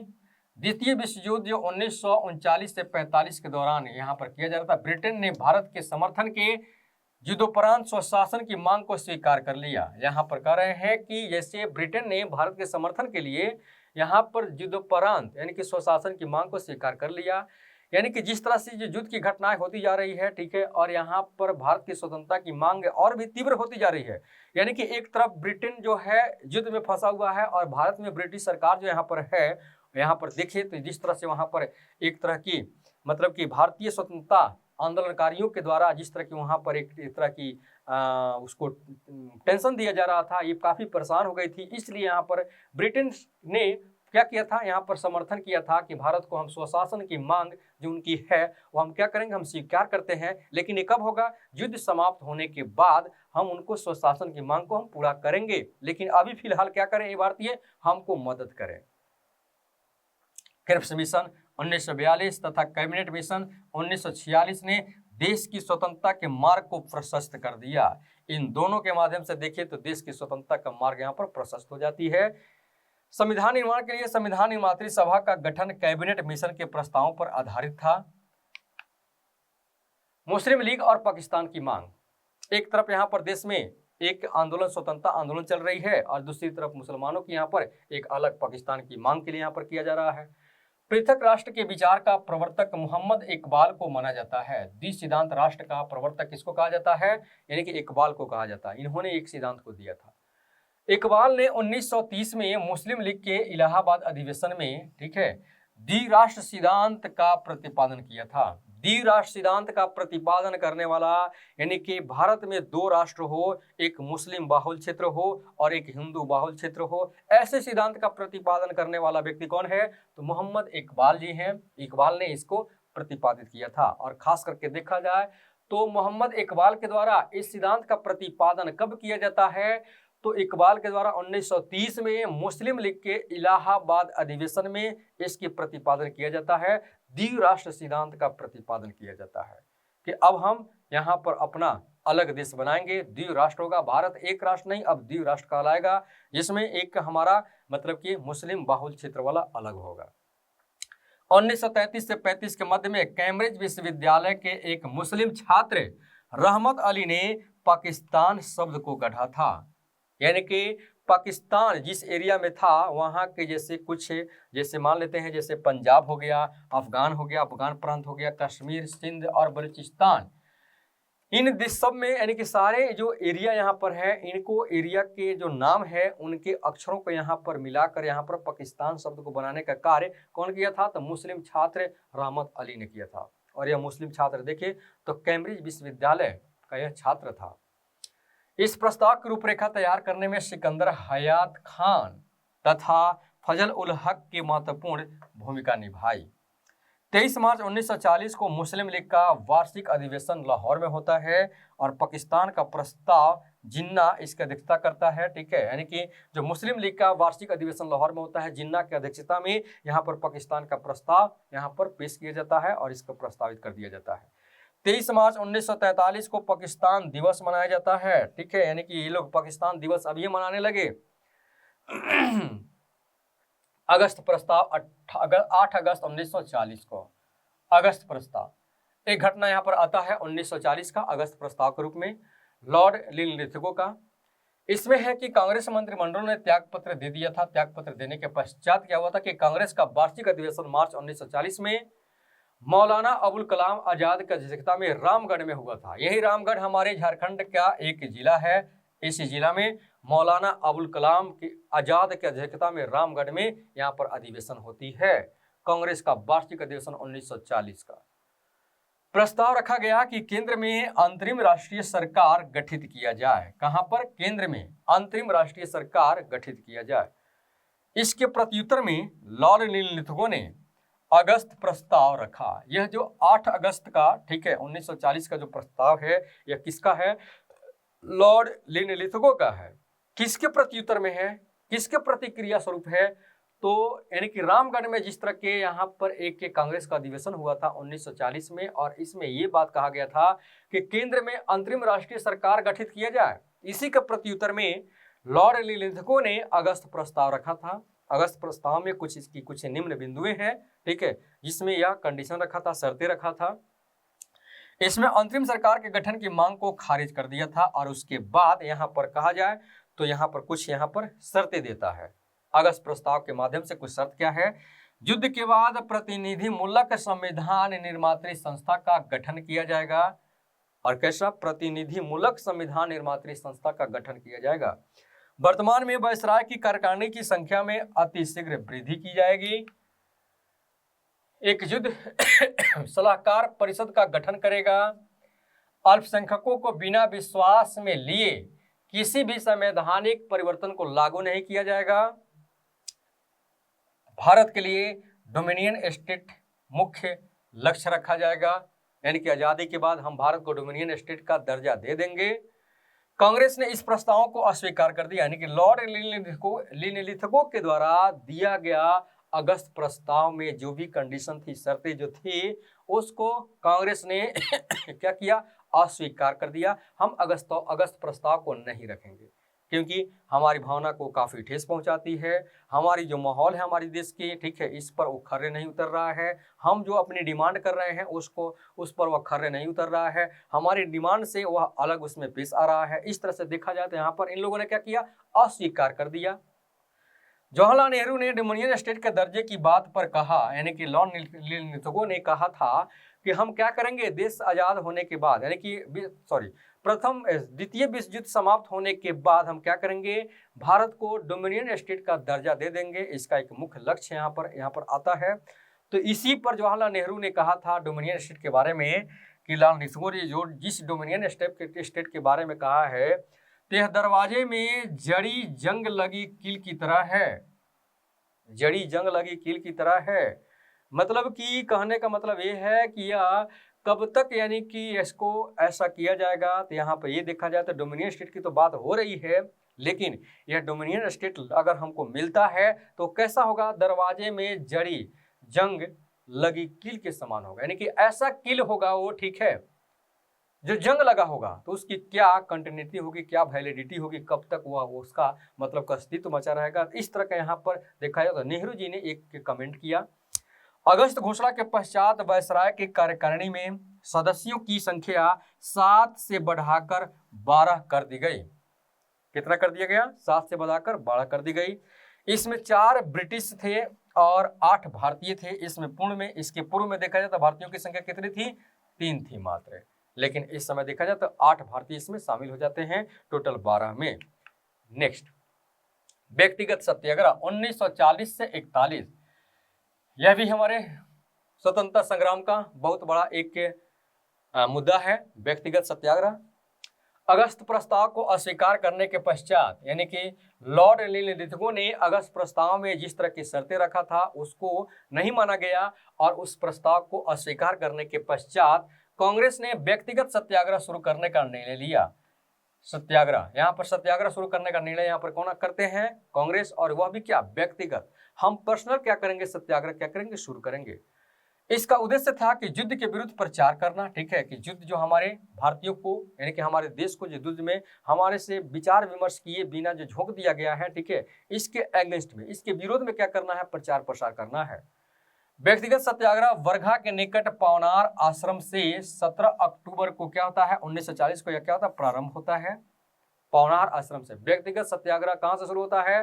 पवनार आश्रम से 17 अक्टूबर से शुरू होती है। पहले सत्याग्रही कौन थे इसके? तो विनोबा भावे थे। और दूसरे सत्याग्रही कौन थे? तो नेहरू थे। और तीसरे सत्याग्रही कौन थे? तो पटेल थे। इस सत्याग्रह के माध्यम से देखें तो यहाँ पर यह बात आता है कि ये सत्याग्रह, जब यहाँ पर सत्याग्रह करते थे तो जाकर ये लोग पुलिस के सामने खड़े हो जाते थे और ब्रिटिश जो पुलिस हुआ करते थे इनको बहुत डंडे बरसाती थी इनके ऊपर, और यह डंडे तब तक बरसाए जाते थे जब तक यह खड़े होने में असमर्थ हो जाते थे, यानी कि खड़े अपने आप नहीं हो जाते, जब तक यह जमीन पर गिर नहीं जाते थे। और ये भी व्यक्तिगत सत्याग्रह, मतलब कि इस तरह का सत्याग्रह था अपने आप को समर्पित कर देना, ठीक है, भेड़ियों के सामने, यानी कि मतलब कि इस रूप में कि हम कुछ नहीं कर रहे हैं, ताकि सामने वाला को ये महसूस हो कि सामने वाला कोई एक्टिविटी कर ही नहीं रहा है, तभी उनको दया आए, ठीक है, और इस व्यक्तिगत सत्याग्रह का वह सम्मान करे, ठीक है, यानी कि जिस तरह के वो दमन चक्र चला रहे हैं उसको रोके, ऐसा यानी कि इस तरह से ये लोग ऐसा चलाया था। लेकिन यहाँ पर देखें तो ब्रिटिश सरकार की तरफ से यानी कि जो दमन चक्र चल रही थी और यहाँ पर जो सैनिकों के द्वारा जो लाठियां बरसाई जा रही थी, यहाँ पर वह अपने आप में बहुत बड़ी एक मतलब कि यातना थी। और इस तरह से सत्याग्रही जो जमीन पर गिर जाते थे व्यक्तिगत सत्याग्रह करते हुए, तो कांग्रेस कार्यकर्ता वहां पर खड़े थे और उसको उठाकर फिर मलहम पट्टी की जाती थी। फिर उसके बाद दूसरे यहाँ पर व्यक्ति खड़ा होता था, फिर उनको पीटा जाता था, कूटा जाता था लाठी से, डंडे से, फिर वह गिरता था, फिर तीसरा व्यक्ति यहाँ पर आता था। इस तरह से देखा जाए तो पहला व्यक्ति सत्याग्रह विनोबा भावे थे, और दूसरे जवाहरलाल नेहरू थे, और तीसरे सत्याग्रह कौन थे? तो सरदार पटेल थे। यह अपने आप में एक बहुत बड़ी घटना होती थी, ठीक। तो इस तरह से हम देखें तो अधिकतर सत्याग्रहियों को गिरफ्तार यहाँ पर कर लिया गया। जिन सत्याग्रहियों को गिरफ्तार नहीं किया गया, ठीक है, तो वे गांवों की ओर चल देते थे, ठीक है, यानी कि यहाँ पर जो सत्याग्रह करते थे उनको सत्याग्रहियों को गिरफ्तार कर लिया जाता था, या नहीं तो उनको कूटा जाता था। उसके बाद बहुत सारे सत्याग्रहियों को गिरफ्तार कर लिया जाता। पुलिस यहाँ पर कूटते कूटते क्या हो जाती थी? थक जाती थी, लेकिन ये सत्याग्रही खड़ा होने में थकते नहीं थे। जिन सत्याग्रहियों को गिरफ्तार नहीं किया जाता था तो ये क्या काम करते थे कि वे गांवों की ओर चल देते थे और अपना संदेश फैलाते हुए दिल्ली की ओर बढ़ने की कोशिश करते थे कि प्रथा यानी कि द्वितीय विश्व युद्ध में जिस तरह से हमारे भारतीयों को झोंका गया है, या इसमें क्या इसकी खामियां हैं, यानी कि क्यों इसको झोंका गया है, यानी कि इसके करतूत को, मतलब कि ब्रिटिश के करतूत को क्या करते थे? उजागर करते हुए किधर बढ़ते थे? यानी कि दिल्ली के, यानी कि गाँव से ये लोग प्रचार करते हुए दिल्ली की तरफ कुछ करते थे। इसी कारण इस आंदोलन को दिल्ली चलो आंदोलन भी कहा गया है। किस आंदोलन को? यानी कि व्यक्तिगत सत्याग्रह आंदोलन 1940 जो हुआ था उसको दिल्ली चलो आंदोलन भी कहा गया है। दूसरा चरण जनवरी, यानी कि व्यक्तिगत सत्याग्रह का दूसरा चरण भी होता है, और दूसरे चरण में जनवरी 1941 में जवाहरलाल नेहरू ने शुरू किया था। और इस चरण 20,000 से अधिक गिरफ्तारियां यहाँ पर संपन्न हुई थी, और यह देखा जाए तो अपने आप में बहुत बड़ा यह साहस था। इस तरह से क्रिप्स मिशन 1942 में आता है। क्रिप्स मिशन की घटना, भारत के राजनीतिक गतिरोध को दूर करने के उद्देश्य से ब्रिटिश प्रधानमंत्री चर्चिल ने ब्रिटिश संसद सदस्य तथा मजदूर नेता सर स्टोफर्ड क्रिप्स के नेतृत्व में 11 मार्च 1942 को एक मिशन भारत भेजा, और यह मिशन भारत में 23 मार्च 1942 को यह मिशन भारत पहुंचता है। क्रिप्स मिशन भारत आता है, चर्चिल के द्वारा भेजा गया। यहाँ पर आता है कि भारत में जिस तरह के गतिरोध हो रहा है, यानी कि ये लोग हमारे सरकार को जो समर्थन नहीं दे रहे हैं, द्वितीय विश्व युद्ध में जो खड़े हुए हैं, ठीक है, इनको सपोर्ट नहीं मतलब मिल रहा है, इनके द्वारा सपोर्ट नहीं किया जा रहा है, ठीक है। इस गतिरोध को दूर करने के लिए यहाँ पर क्रिप्स मिशन आते हैं कि वहाँ पर जल्दी से गतिरोध को दूर करके भारतीयों का सहयोग यानी कि समर्थन वहाँ पर लिया जाए इस द्वितीय विश्व युद्ध में। कांग्रेस ने पंडित जवाहरलाल नेहरू व मौलाना आजाद को इस आधिकारिक वार्ता के लिए नियुक्त कर दिया। ठीक है कि क्रिप्स मिशन आएगा तो किससे वार्तालाप करेगा, तो कांग्रेस के पंडित जवाहरलाल नेहरू और मौलाना आजाद जी से यह वार्तालाप करेगा। क्रिप्स मिशन के मुख्य प्रस्ताव निम्नलिखित थे। प्रस्ताव में यहाँ पर देखा जाए वार्तालाप में क्या क्या यहाँ पर प्रस्ताव आता है। युद्ध के बाद एक ऐसे भारतीय संघ के निर्माण का प्रयत्न किया जाएगा जिसका स्तर अधिराज्य होगा, मतलब कि डोमिनियन स्टेट होगा। और सोचिए, पूर्ण स्वराज्य की स्थापना के लिए, पूर्ण स्वराज्य का डिमांड पूरा करने के लिए 1929 में रावी नदी के तट पर यहाँ पर कांग्रेस नेताओं ने इसकी घोषणा कर दिया है कि अब मुझे कुछ नहीं चाहिए, हमको चाहिए तो पूरी आज़ादी चाहिए, इससे कम अब कुछ नहीं चाहिए। और यहाँ पर यह क्रिप्स मिशन आकर कहता है कि भारत को अधिराज्य घोषित किया जाएगा, यानी कि डोमिनियन स्टेट दिया जाएगा।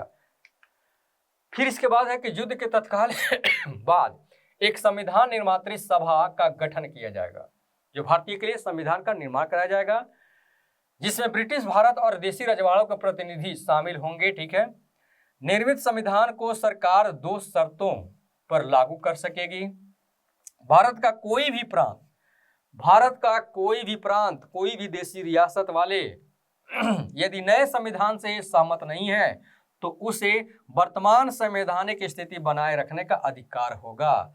अगर कोई भी देशी रियासत अगर ये चाहेगा कि हम भारत में शामिल ना हो, हम अपने मतलब कि अलग एक देश बनाएंगे, अलग एक प्रांत में हम अपना स्वतंत्र अपनी देशी रियासत को कायम रखेंगे, तो वह स्वतंत्रता यहाँ पर क्रिप्स मिशन के माध्यम से दी जा रही थी।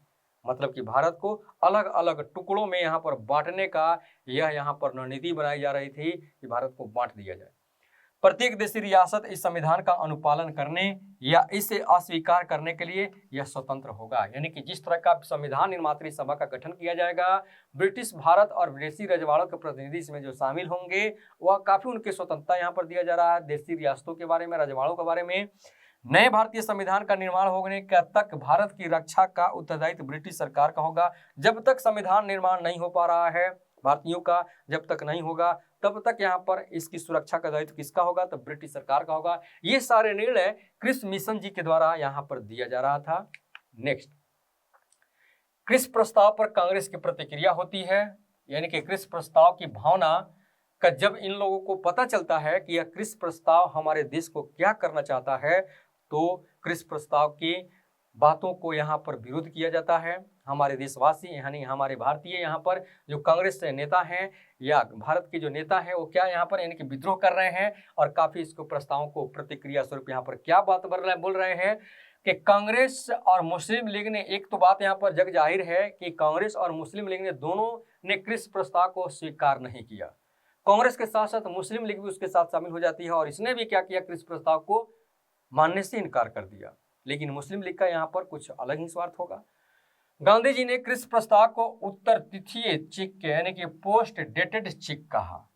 यानी कि यह एक ऐसा चेक है जिस पर कोई डेट ही नहीं है। मतलब ये जो जिस तरह की कांग्रेस का एक संविधान निर्मात्री सभा का निर्माण करने की बात हो रही है, ठीक, उत्तरदायी शासन स्थापित करने की बात हो रही है या डोमिनियन स्टेट यहाँ पर देने की बात हो रही है, तो उसका डेट कब होगा ये तो बात ही नहीं। युद्ध की समाप्ति के बाद, ये युद्ध कब तक समाप्त होगा, युद्ध की समाप्ति के बाद कब, कितने दिनों के बाद यह बात होनी चाहिए, इस तरह का कोई यहाँ पर जिक्र ही नहीं था। इसलिए गांधी जी ने क्रिप्स प्रस्ताव को क्या कहा, उत्तर तिथीय चेक कहा, यानी कि पोस्ट डेटेड चेक कहा। ठीक है, इसका कोई तिथि ही निर्धारित नहीं है। जवाहरलाल नेहरू ने इसके आगे ऐसा बैंक जो टूट रहा है और यह एक ऐसा बैंक जो दिवालिया होने वाला है, ठीक है, तो वो पोस्ट डेटेड चेक का क्या वैल्यू होगा। ठीक है, तो इस तरह से यहाँ पर जवाहरलाल नेहरू ने इसमें एक बात जोड़ दिया।